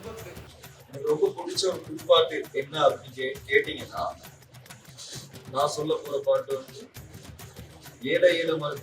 ஓ, அது வந்து 10 வருஷம் 15 வருஷம் ஆகும். அது எனக்கு புது பாட்டு. அப்படின்னா என்னோட பழைய பாட்டு எந்த லெவல்ல இருக்குன்னு யோசிப்பேன். பிளாக் அண்ட் ஒயிட் போகலே இல்ல black and white வந்து இருக்கா? சரி, பிளாக் அண்ட் ஒயிட் என்ன? அதனாலதான் அது கடைசியா ஒரு டிவி சேனல்ல ஷோ பண்ணிட்டு இருக்க காலத்துல ஒரு ஷோ பண்ணேன். அந்த ஷோட பேர் வந்து ரெட்ரோ ராகங்கள் கட் ஓகே. ஸோ அந்த ரெட்ரோ ராகங்கள் ஷோ வந்து நானே ஃபோர்ஸ் பண்ணி பண்ணேன். போயிட்டு சேனலுக்கு போட்டு 90s பாட்டெல்லாம் போடுறதுக்கு ஒரு டைமே இல்லை. சேனல் எல்லா புது பாட்டு பண்ணிட்டு இருக்கு. போற ஷோ எல்லாத்துலேயுமே புது பாட்டு தான் போகுது. 90s பாட்டு black and white பாட்டு போடுறதுக்கான டைமே. அதனால ஒரு உறவருக்கான black and whiteல இருந்து 90s பாட்டு ஒரு பழைய ஹிந்தி பாட்டு எல்லாம் சேர்ந்த மாதிரி ஒரு ஷோ செய்யறாங்கன்னு சொல்லி கேட்டு வாங்கி லைவ் ஷோ செஞ்சேன். அதுல ஒரு black and white பாட்டு போகும், ஒரு ரெட்ரோ ஹிந்தி பாட்டு போகும், மற்றதெல்லாம் வந்து 80s 90s கலவையா ஒரு 1 hour ஷோ இருக்கும், லைவ் ஷோ. அதுல ஒரு பாட்டு பாடி அப்படின்னா ஒரு ஷோ. அது வந்து என்னோட ஆசைக்காகவே இருப்பேன். நம்மள மாதிரி 90s பாட்டு பழைய பாட்டு கேட்கறதுக்காக ஆட்கள் நிறைய பேர் இருக்கும். அவங்களுக்காக செஞ்ச ஷோ தான் வந்து ரெட்ரோ ராகங்கள். உரிமையை கேட்டேன். உரிமையா கேட்டு என்ன செய்யும். அதை தாண்டி ஜென்சி கிட்ட இருந்து பழக வேண்டியது எல்லாத்தையும் கேஷுவலா எடுத்துட்டு போடுவோம்.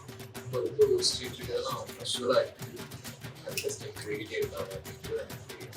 எங்களோட அக்காட மகன் அப்படின்னு நிறைய பேர் இருக்காங்க. ஜென்சி தான் அவங்களுக்கெல்லாம் சின்ன கேஷுவலான விஷயங்கள் எல்லாம் நம்ம ரொம்ப பதற்றமான விஷயங்கள் அவங்க கேஷுவலா இருக்கும். அப்படி விஷயங்கள் வேற அவங்களோட ரசமே வந்து இப்ப அவங்க இதை ரசிக்கிறாங்க, அவங்க புதுசா வந்து இந்த பாட்டு தான் கேட்கறாங்க அப்படின்றது கொச்சப்படுத்தி பேசக்கூடாது. ஏன்னா அவங்க ரசனை. நான் வந்து 90s பாட்டு கேட்கிறேன்னா அந்த 90s பாட்டை கேட்காத எங்க பாட்டியும் இருந்திருக்காங்க. அவங்களுக்கு பழைய பாட்டு தான் நல்ல பாட்டு. அவங்க வந்து பாட்டி ஆனதுக்கு அப்புறம் அம்மன் கேட்கிற 90s பாட்டு கூட அவங்களுக்கு ஒரு மாதிரி கேட்டுருக்கு. புதுசா வந்து இந்த பாட்டா கேட்டுருக்கு கையில. ஆமா, இது அதே வச்சு ஓடிட்டு இந்த மாதிரி ஜென்சி வந்து அவங்களுக்கு நம்ம பாட்டை கேட்கும்போது ரொம்ப பழசா கஷ்டமா இருக்கும். அவங்களுக்கு கேட்கவே இல்லாத இருக்கும். அவங்க வளர்றது அவங்களோட மைண்ட் செட், அவங்க போற அந்த ஸ்பீட், அதோட காத்திருந்து காலங்கள்லாம் போவாங்க. நமக்கு அது போகும். கேட்கணுன்னே இருந்தேன். எப்படி இவ்வளோ வெள்ளையாக இருக்கீங்க? நாங்கள் இங்கே எல்லாம் பூசி அப்படி தான் ஒரு வெள்ளைக்கு வரணும். ஒரு கேமராவை ஃபேஸ் பண்ணுறதுக்கே நிறைய பார்த்துட்டு இல்லை இப்படி இருந்துட்டு தான் போகணும் அப்படின்னு. ஏதாவது சீக்ரெட்டாக ரெமெடி ஏதாவது வச்சுருக்கீங்களா? இல்லை நான் இந்த கலர்ல தான் போனேன். சரி சொல்றது வெக்கமா இருக்கு. இப்படிதான் பிறந்தேன். முடி இருக்குதானே, இது கொஞ்சமாவது இப்ப டாக்கா தெரியுதுக்கு ரீசனே நான் தான். வீட்டுல வந்து என்ன தேய்ச்சிட்டு வந்து இது வேற ப்ரௌன் கலர்ல தாடி எல்லாம் இருக்கிறதுனால தாடி ஒரு வயசுக்கு அப்புறம் தான் வளருது. அதனால கொஞ்சம் கருப்பா இருக்கு. இதுவும் சின்ன வயசுல இருந்தே இருக்குன்னா இது ப்ரௌன் கலர்ல இருக்கு. ஸோ அப்படி ஒரு ஜந்து தான். ஜந்து இந்த கலர் பத்தி ஒரு விஷயம் கேட்டதுக்கு அப்புறம் தான் எனக்கு இன்னொரு ஹெல்த்தியான விஷயம், முக்கியமான விஷயம். எனக்கு என்கிட்ட பிடிக்காத ஒரு விஷயம் தான் வந்து இந்த கலர். ஆனா நிறைய பேர் இந்த கலருக்கு வரணும்னு ரொம்ப முயற்சி செய்யறாங்க. மேபி முயற்சி செய்வாங்க. ஆனா அந்த கலருக்கு எங்களை மாதிரி தொழில் செய்யறவங்க வந்து மகன் அப்படியா? இந்த கலர்ல ஆனா நான் கேட்ட வரைக்கும் இல்ல, கொஞ்சம் கலரா இருந்தா தான் எடுத்துப்பாங்க அந்த மாதிரி. வந்து இந்த காலெல்லாம் அழிஞ்சு ஆ. அந்த காலை அழிஞ்சு புதைச்சிட்டோம். ஆமா, அதுக்கான எவிடன்ஸ் கூட இல்லாம போன காலம் அப்படி இருந்திருக்கும். பட் அது ஹெல்த்தியான விஷயம் இல்லை. ஏன்னா இந்த கலர்னால வந்து எனக்கு நிறைய ஆப்பர்ச்சுனிட்டிஸ் வந்து கிடைக்க ஆகும். இந்த கலர்ல என்னால வந்து நிறைய கேரக்டர்ஸ் பண்ணணும்.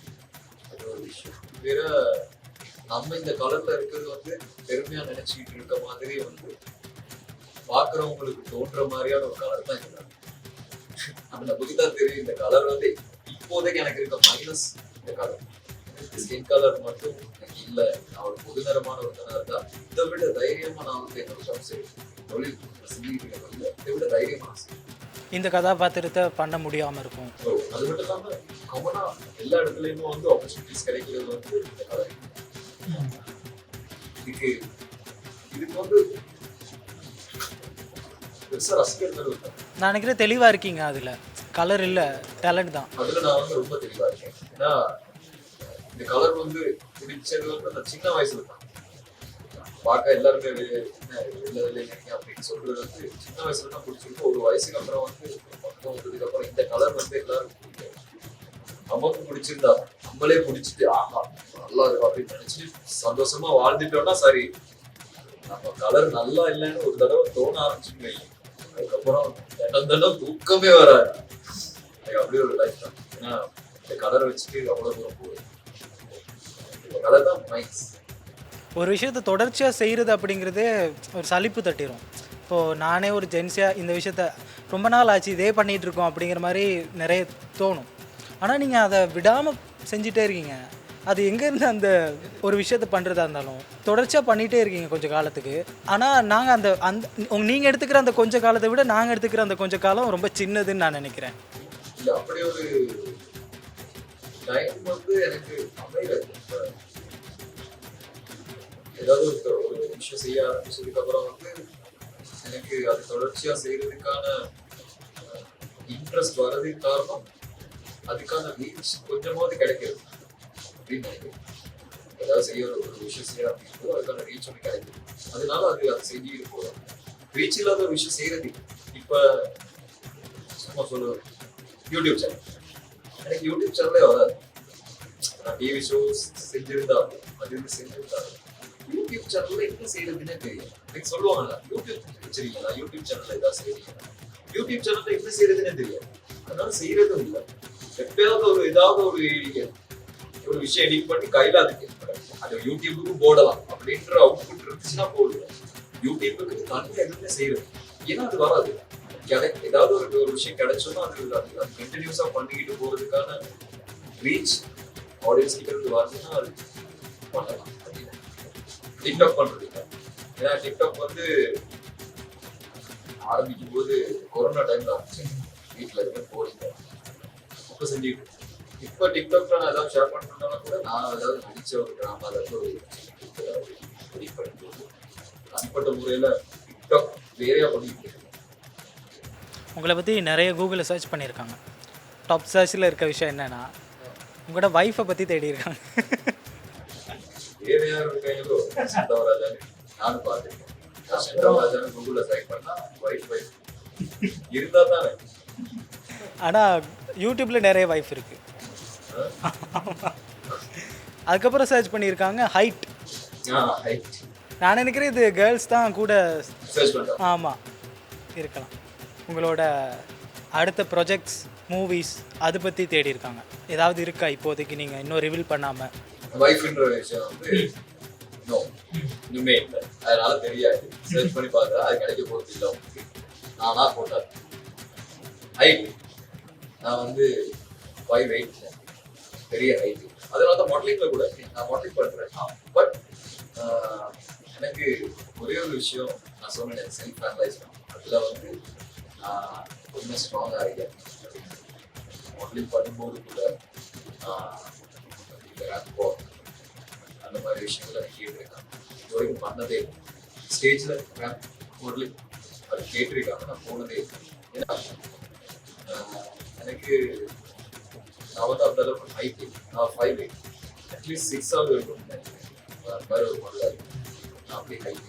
ஸோ அதனால எனக்கு இந்த ஹைட்ல இருந்துக்கிட்டு நான் ஜஸ்ட் ஃபேமஸாக இருக்கேன், கொஞ்சம் இந்த டெலிகிராமா அது பண்ணி ரீச் கிடைச்சிட்டு இருக்கிறதுனால நான் அந்த அளவுக்கு ஒரு மாடலிங் பண்ணக்கூடிய ஒரு மனுஷனா போயிட்டு தைரியமா நடக்கிற ஒரு விஷயம் இருக்கு. அது வந்து மேபி நெக்ஸ்ட் ஜென்ரேஷனை வந்து அந்த ஒரு விஷயத்துக்குள்ள தள்ளும். நீ வந்து ஒரு ப்ரொஃபஷனல் மாடலா இருக்கவே தேவையில்லை, மாடலிங் படிச்சுட்டு வர தேவையில்லை, நீ இவ்வளோ ஹைட்டா இப்படி ஒரு லுக்ல இருக்கவே தேவையில்லை. நீ ஜஸ்ட் ஒரு டிக்டாக்லயோ அதையோ பண்ணி ஏதாவது ஒரு விஷயத்துல ஃபேமஸா இருந்தனா நீ இதை கூட பண்ணலாம் அப்படின்ட்டு ஒரு மெசேஜ் போயிடக்கூடாதுன்றதுனால நான் பண்ணதே இல்லை. என்னோட ஹைட் இதுன்றதுனால நான் ஃபோட்டோஷூட் பண்ணுவேன், மாடலிங், பிராண்ட் ப்ரொமோஷன்ஸ் பண்ணுவேன், இதெல்லாம் பண்ணிருக்கேன். பட் அந்த மேக்ஸிமம் ஸ்டேஜ் வந்து ரேங்க் பண்றவங்க ப்ராப்ளம் அதுக்கு நான் போனதே கேட்டிருக்கான். நான் முதல்ல சொன்னேன் இந்த காலர் விஷயம். ஆமா, ஸ்கின் கலர் வந்து இதுக்கு ஆப்பர்ச்சுனிட்டிஸ் கிடைச்சிருக்கு. ஆனா அதுக்கான அந்த குறிப்பிட்ட ஆப்பர்ச்சுனிட்டிஸ் வந்து கிடையாது. நான் சொல்றேன் இந்த ஸ்கின் கலர் வச்சுக்கிட்டு வெளியில இருக்கவங்க ஒரு இன்டர்நேஷனல் ஃபீல்ட்ல இருக்கவங்க வந்து ஏதாவது செய்வாங்களா? நான் சொல்றேன் தமிழ் ஒருத்தனா இந்த ஸ்கின் கலர் இது இருந்துச்சுன்னா கஷ்டம்.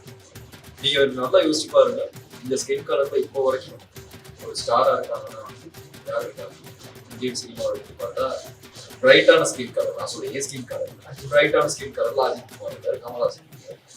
அவங்க எல்லாம் வந்து ஒரு காலகட்டத்துல வந்ததுனாலதான் வந்து இருக்காங்க.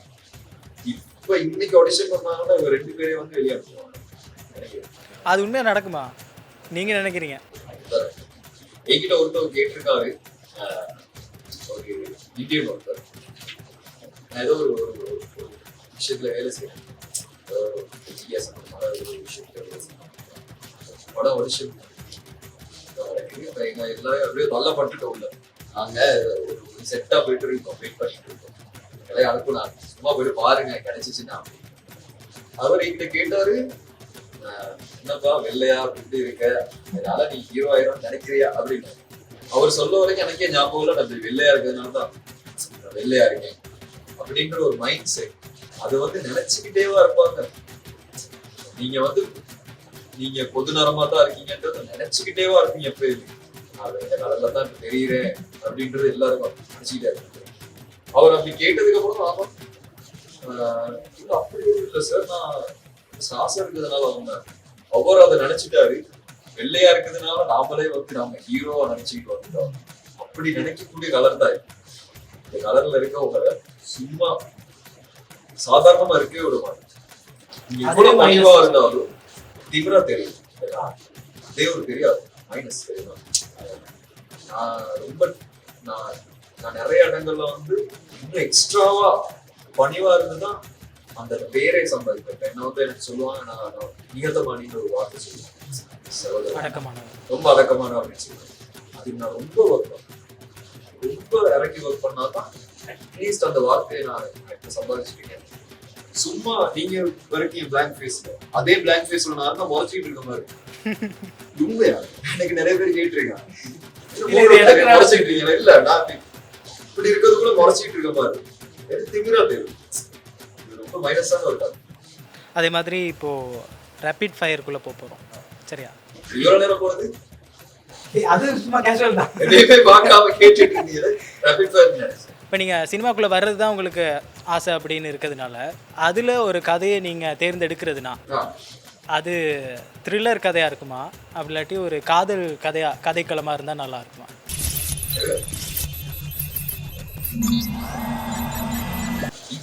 ரேபிட் ஃபயர் இவ்வளோ ஸ்லோவாக இருக்கக்கூடாதுல்ல. த்ரில்லர். ஓகே. பெயிண்டிங்கா இல்லாட்டி உங்களோட நடிப்பா? காசு. ரஜினியா கமலா? ரஜினியா. இப்போ நான் செஞ்ச வந்த விஷயத்தையே நீங்கள் உடச்சிட்டு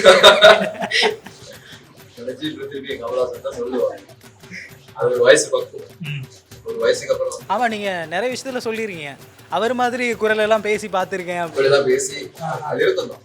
ஏன்னா சின்ன வயசுல இருந்து அந்த அது வளர சரௌண்டிங். எங்க மாமா எல்லாம் வந்து கமல்ஹாசன் திருமாடி கட் அடிச்சிருவாரு, பஞ்சத்து கட் அடிச்சிருவாரு. அப்ப அது சரௌண்டிங்.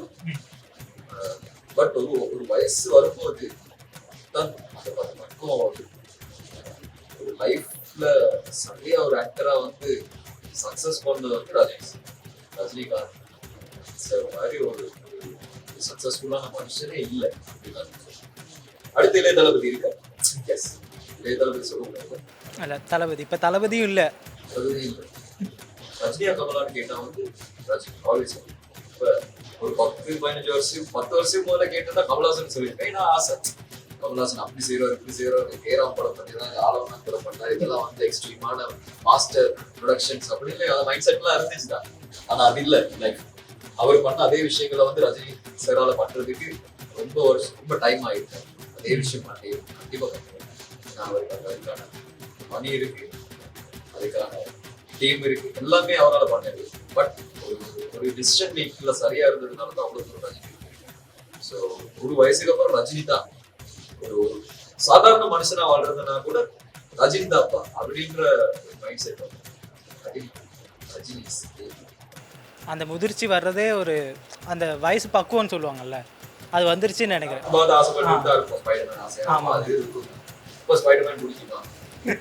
ஆனா பிடிக்கிறாங்க அப்படி இருப்பா. ரேபிட் ஃபயரை அப்படியே டோட்டலாக க்ளோஸ் பண்ணி விட்டீங்க. அடுத்து கமல்ஹாசன் இல்லை, அதான் கமல்ஹாசனோட முடிஞ்சிச்சு. சரி, அடுத்து வந்து உங்களுக்கு ஒரு 2 ஃபோட்டோஸ் இருக்கு. அதை பழசுனா கேவலம் இப்பே யாரோடய போட்டோ எடுக்கிறது இல்லை. ஏன்னா இதை வச்சிருந்துட்டு இப்ப போட மாட்டாங்க, 10 வருஷம் கழிச்சு போடுவாங்க. அது ஃப்ரெண்ட்ஸ் தான் கூட செய்வாங்க. இது வந்து இதுல இருக்க கதை என்ன இல்ல ஞாபகம் இல்லை.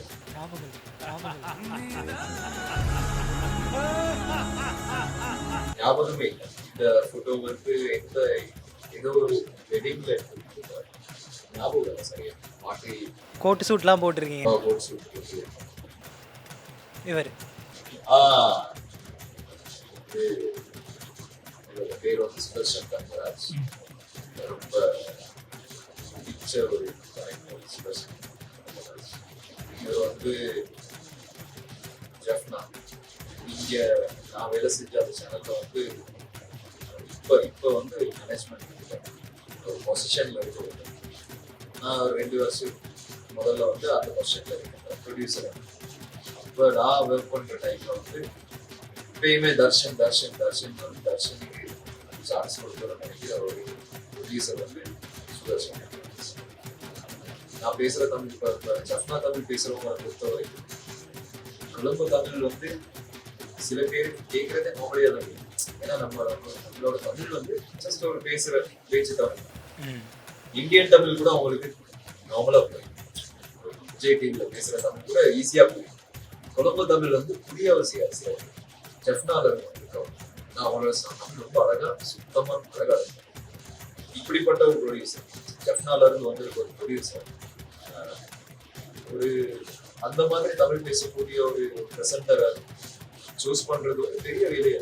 இப்படி ப்ரெசென்டர்ஸ் நிறைய பேர் வெளியே இருந்து கூட இருக்கு. பட் உள்ள இருந்த எனக்கு நிறைய வாங்கி கொடுத்த ப்ரொடியூசர் வச்சு உள்ள இருக்க அந்த பட்ஜெட்டுக்கு ஒரு படம் டெலிட்ராமாஸ் பண்ணி எப்பயுமே நான் திரும்பவும் வேலை செய்ய ஒரு கால் வராதா அப்படின்னு வெயிட் பண்ற ஒரு ப்ரொடியூசர். அடுத்து கேர்ள்ஸ் கொஞ்சம் பார்க்கணும் அப்படின்னு சொல்லி நினைக்கிறேன். இது என்னது, இது எப்போ எடுத்தது? வந்து எங்கட கோயில்ல ஆர்வேட போட்டியா தெரியல, என்ன கதை தெரியல, ஏன் அப்படி ரெடி பண்ணாங்க, எந்த போஸ்ட்னு தெரியல. நீங்க இருக்கிற அந்த பொசிஷனே பாக்குற நேரம் தெரியுது, எதுக்குடா என்ன கஷ்டப்படுத்துறீங்க. போஸ்ட் பண்ணி தான் நம்மள வந்து இப்படி நிக்க வச்சிருக்காங்க அப்படின்னு எனக்கு தெரியுது. ஏதோ மேக்கப் பண்ணி இது என்ன கடவுள்னு தான் தெரியும். பெரும்பாலும் அது கிருஷ்ணருக்கு தான் நிப்பாங்க. ஆனா நீலம் பூசல அவ்வளவுதான் இருக்க மாதிரி. கோயில் எடுத்தது சின்ன வயசுல எனக்கு ரொம்ப பிடிச்ச ஒரு படம் தான். இதுதான் ஃபர்ஸ்டா பண்ண கேரக்டர்னு நினைக்கிறேன். அதான் இங்கதான் போட்டது.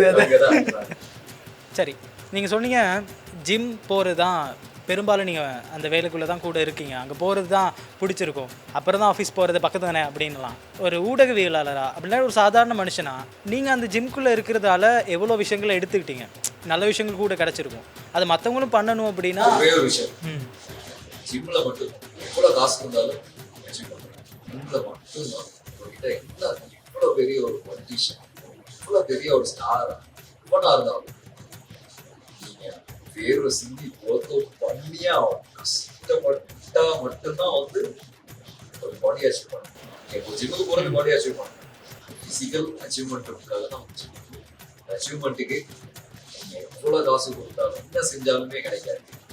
ஹெல்தி இல்லாத ஆப்ஷன் இருக்குதான், இன்ஜெக்ஷன் இருக்கு, அது இருக்கு, இது இருக்கு. பட் அதுக்கு போனதுக்கு அப்புறம் லைஃபே வேஸ்ட். பட் கஷ்டப்பட்டே ஆகணும்னு நினைக்கிற ஒரு இந்த கேள்வி வந்து நீங்க எப்படி கேட்டீங்க. பட் நான் ஜிம்ல ஒவ்வொரு முறை யோசிப்பேன், என்னமோ வெஹிக்கல்ல வந்து இறங்குறதெல்லாம் பார்த்துருக்கேன். வந்து பக்காவா இருக்கு, ஒரு 4-5 கேர்ள்ஸோட வந்து ஒர்க் அவுட் பண்றோம். இந்த மாதிரி நிறைய பேர் நிறைய வித்தியாசமான கேரக்டர்ஸ் இருப்பாங்க. அவங்க ஹீரோவா நினைச்சு ஒர்க் அவுட் பண்றோம், சத்தமா கத்தி ஒர்க் அவுட் பண்றோம், ஒவ்வொரு மாதிரியான ஆக்கம்லாம் இருப்பாங்க. ஆனா அங்க சரியா கான்சென்ட்ரேட் பண்ணி ஒர்க் அவுட் பண்றதுன்னா அந்த ஒரு ஆளு தான் வந்து எல்லாருமே வந்து ஃபாலோ பண்ணிட்டு மறைக்கூடம் மாதிரி ஆகும். இன்னொரு இடம் வந்துச்சு. ஆமாம், பேசிக்லேருந்து போனதால என்ன தெரியல, எல்லா விஷயத்துலையும் கொஞ்சம் உடம்புலேருந்து வெளியே வந்து பார்க்கணும் அப்படின்னு நீங்கள் எல்லாத்தையும் பார்த்து வச்சுருக்கீங்க போல். அது கை கூடிருச்சா? அது அந்த ஒவ்வொரு இடத்துல வந்து அது கிடைச்சி எப்படியோ எனக்கு அந்த மைண்ட் செட் வந்து இப்போ நான் இப்படி யோசிக்கிறேன், இப்போ நான் இந்த இடத்துல இப்படி யோசிக்கிறேன் அப்படின்னு யோசிச்சேன். டக்குன்னு ஒரு சின்ன டைம் எடுத்து யோசிச்சேன். அந்த சின்ன டைம்ல கிடைச்சி யோசிச்சு அந்த மாதிரி போகிறது இல்லை. மேபி நான் நம்மள பார்த்து ஆட்கள் கெஸ் பண்ண விதமா இருக்கு. நான் சொன்னேன், நான் சும்மா உட்கார்ந்து இருந்தா கூட வந்து முறைச்சிட்டு இருக்க மாதிரி வந்து ஆட்களுக்கு தெரியல. ஸ்கின் கலர் நமக்கு திமிரா இருக்கணும், நம்ம அந்த ஸ்கின் கலர் ரொம்ப பெருமையா நினைச்சிட்டு இருக்கோம் அப்படின்னு நினைக்கிற ஆட்கள் நிறைய பேர். நீங்க சொல்றீங்க, நான் ஒரு சில இடங்கள்ல ரெடி ஆகிட்டு இருக்கும்போது நான் ஒரு மேக்கப் ரெடி ஆகிட்டு நான் எனக்கு மேக்கப் பண்ணிட்டு இருக்கேன். அதுக்கு அது என்னோட நடிக்க இருந்தவங்க வந்து எனக்கு கேட்கறதுக்கே சத்தமா சொல்றாங்க அப்படின்னு எனக்கே தெரிஞ்சு, எல்லாருக்குமே தெரிஞ்சாங்க. அவங்க சொல்லிட்டு இருக்காங்க, வெள்ளையா இருக்கவங்க கண்டாலே இதா இருக்கு, வெள்ளையா இருக்கவங்க பிடிக்கும், அது ஏன் சொல்றாங்கன்னா எனக்கு கேட்கணும். அந்த இடத்துல அவங்க என்ன குறைச்சு பேசணும் அப்படின்றதுக்காக பேசல. மேபி நான் அந்த கலர்னால நான் திமிரா இருக்கணும், அவங்களுக்கு இப்ப கொஞ்சம் மைண்ட் செட்ல இருந்து கொஞ்சம் கீழா இருக்கு, கொண்டு வந்துட்டா ஈக்குவல் ஆகிட்டா ஈஸியா இருக்குமோ ஒர்க் பண்றதுக்கு அப்படின்னு நினைச்சாங்களோ தெரியுது. அதை சொல்லி வச்சுட்டாங்க அந்த இடத்துல. பட் நாங்க அந்த மைண்ட் செட்ல இல்ல. அப்படி அதே யோசிச்சுக்கிட்டு நேரம் இருந்தா நான் மறைஞ்சிருவேன். அதான் இது இல்லையா இருக்காது, அப்படின்னு நினைச்சுக்கிட்டு இருப்பேன். யாராவது நினைச்சுக்கிட்டு இருப்பாங்க இல்லை, நாம எப்படி இருக்குன்றதே மறந்து. ஸோ அப்படி என்ன நிறைய பேர் அனலைஸ் பண்ணி அப்படி விஷயங்கள் நான் ஃபேஸ் பண்ணி இருக்கிறதுனால நான் அனலைஸ் பண்றத முதல்ல ஸ்டார்ட் பண்ணி இந்த சிச்சுவேஷன் டிவி பிரசன்டரா இருக்கும்போது எனக்கே நான் சொன்னேன், எனக்கு யாராவது ஞாபகப்படுத்தினாலும் நான் டிவில இருக்கிறதே தெரியும். முதல்ல டிவி ஷோஸ் பண்ற காலத்துல தெரிஞ்சே வந்து சில பேர் அவாய்ட் பண்ணி டிவில இருக்கிறது தெரிஞ்சே அவாய்ட் பண்ணி போயிடுவாங்க. இந்த சேனல்ல இங்க இருக்க சேனல்ல இப்படிலாம் அப்படி நிறைய பேர் பேசியே கேட்டுருக்கோம். கண் முன்னாலே பேசுவாங்க, அப்படிலாம் கேட்டுருக்கோம்.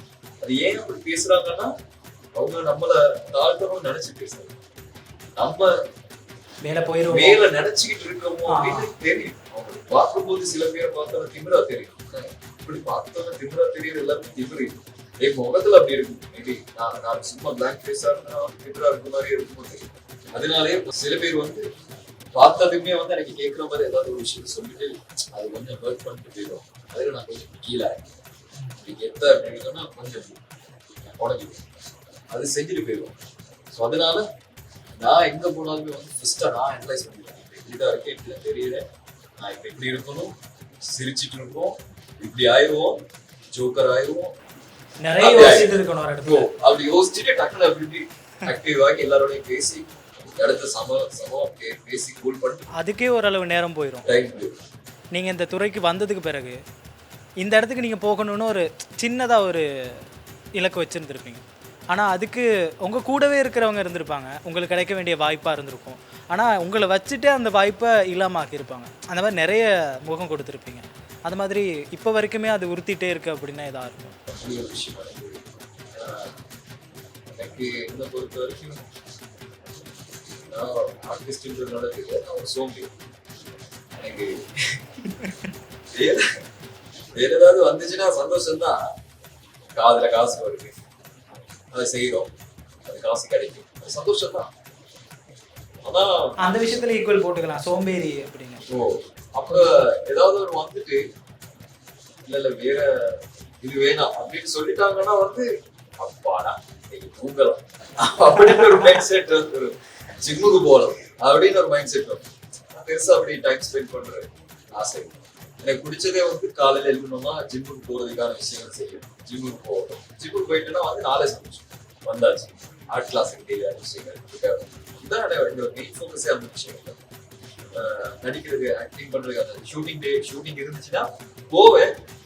பட் போறது போல பெரிய போராட்டமா இருக்கும். ஐயோ காலையில 5 மணிக்கு எழுதணும், யோசிச்சுக்கிட்டு இருக்கணும், இதெல்லாம் இருக்கும். எனக்கு தெரியும். இதுவே வந்து இந்த சான்ஸ் கூட இல்லாம நடிக்கிறதுக்கு ஆசைகளுக்கு நிறைய பேர் இருப்பாங்க. அவங்களுக்கு பார்க்க வருமா இருக்கும், நான் எப்படி சொல்றேன். பிகாஸ் எனக்கு வந்து அவ்வளவு பெரிய கஷ்டம். அதனால அந்த போட்டி நிறைய பேர் நினைப்பாங்களா கூட, இந்த இவரை கிடைக்காம இவருக்கு போயிருக்கு, அதனால எனக்கு கவலையா இருக்கும். அப்படி ஒரு விஷயமே நடக்குது. தர்ஷன் தவராஜா என்ன செஞ்சுட்டு இருக்காரு இப்போ? அடுத்தடுத்து என்னென்ன விஷயங்கள் மக்களுக்கு காத்துட்டு இருக்கு? எனக்கு வந்து ஆர்ட் கிளாஸ் மெயினா வந்து நல்லா பெருசா செய்யணும் அப்படின்ற ஒரு ஆசை. ஸ்ரீலங்காலே இப்படி ஒரு கலை போல ஒரு அழகான ஒரு ஆர்ட் ஸ்டுடியோ அட்மாஸ்பியர் உள்ள வந்தோடனே வந்து ஒரு ஆர்டிஸ்டா ஃபீல் பண்றதுக்கான அட்மாஸ்பியர் ஃபீல் பண்ற ஆசை இருக்கு. இப்ப இருக்க இடத்துல அது கொஞ்சம் கிடைக்குதுன்னு சொல்றாங்க. இதை விட பெருசா செய்யணும்னு ஆசை. அதான் மெயின் டார்கெட். அது மூலமா வந்து நிறைய காசு சம்பாதிக்கணும், என்னோட பர்சனல் அச்சீவ்மெண்ட்ஸ் நான் செய்யணும் அப்படின்னு ஆசை. அதுக்கு அடுத்ததுதான் எனக்கு இந்த ஆக்டிங் ஏதோ பண்றேன்னா அந்த ஆக்டிங்ல கூட எந்த மொழியாக்களையோ எந்த இனத்து ஆக்களையோ யாரையுமே ஹெல்ப் பண்ணாம ஆக்டிங்ல முன்னால போயிட்டே இருக்கும். நிறைய ப்ராஜெக்ட் செய்யணும்னு ஆசை இருக்கு. அதுலேயும் நிறைய சம்பாதிக்கணும்னு ஆசை இருக்கு. நிறைய புது விஷயங்கள் ட்ரை பண்ணணும்னு ஆசை இருக்கு. பட் ஒரே ஒரு விஷயம் கன்ஃபார்ம், எந்த இனத்தை சேர்ந்தவங்களோ எந்த மதத்தை சேர்ந்தவங்களோ யாரையுமே ஹெல்ப் பண்ணாத ஒரு கேரக்டரா காமனான கேரக்டர் நடிச்சுக்கிட்டு போகணும். மேபி அப்படி நடிக்கிறவங்கள வந்து ஒரு ஆக்டரே இல்லைன்னு வந்து இண்டஸ்ட்ரி பேசி வரணும்.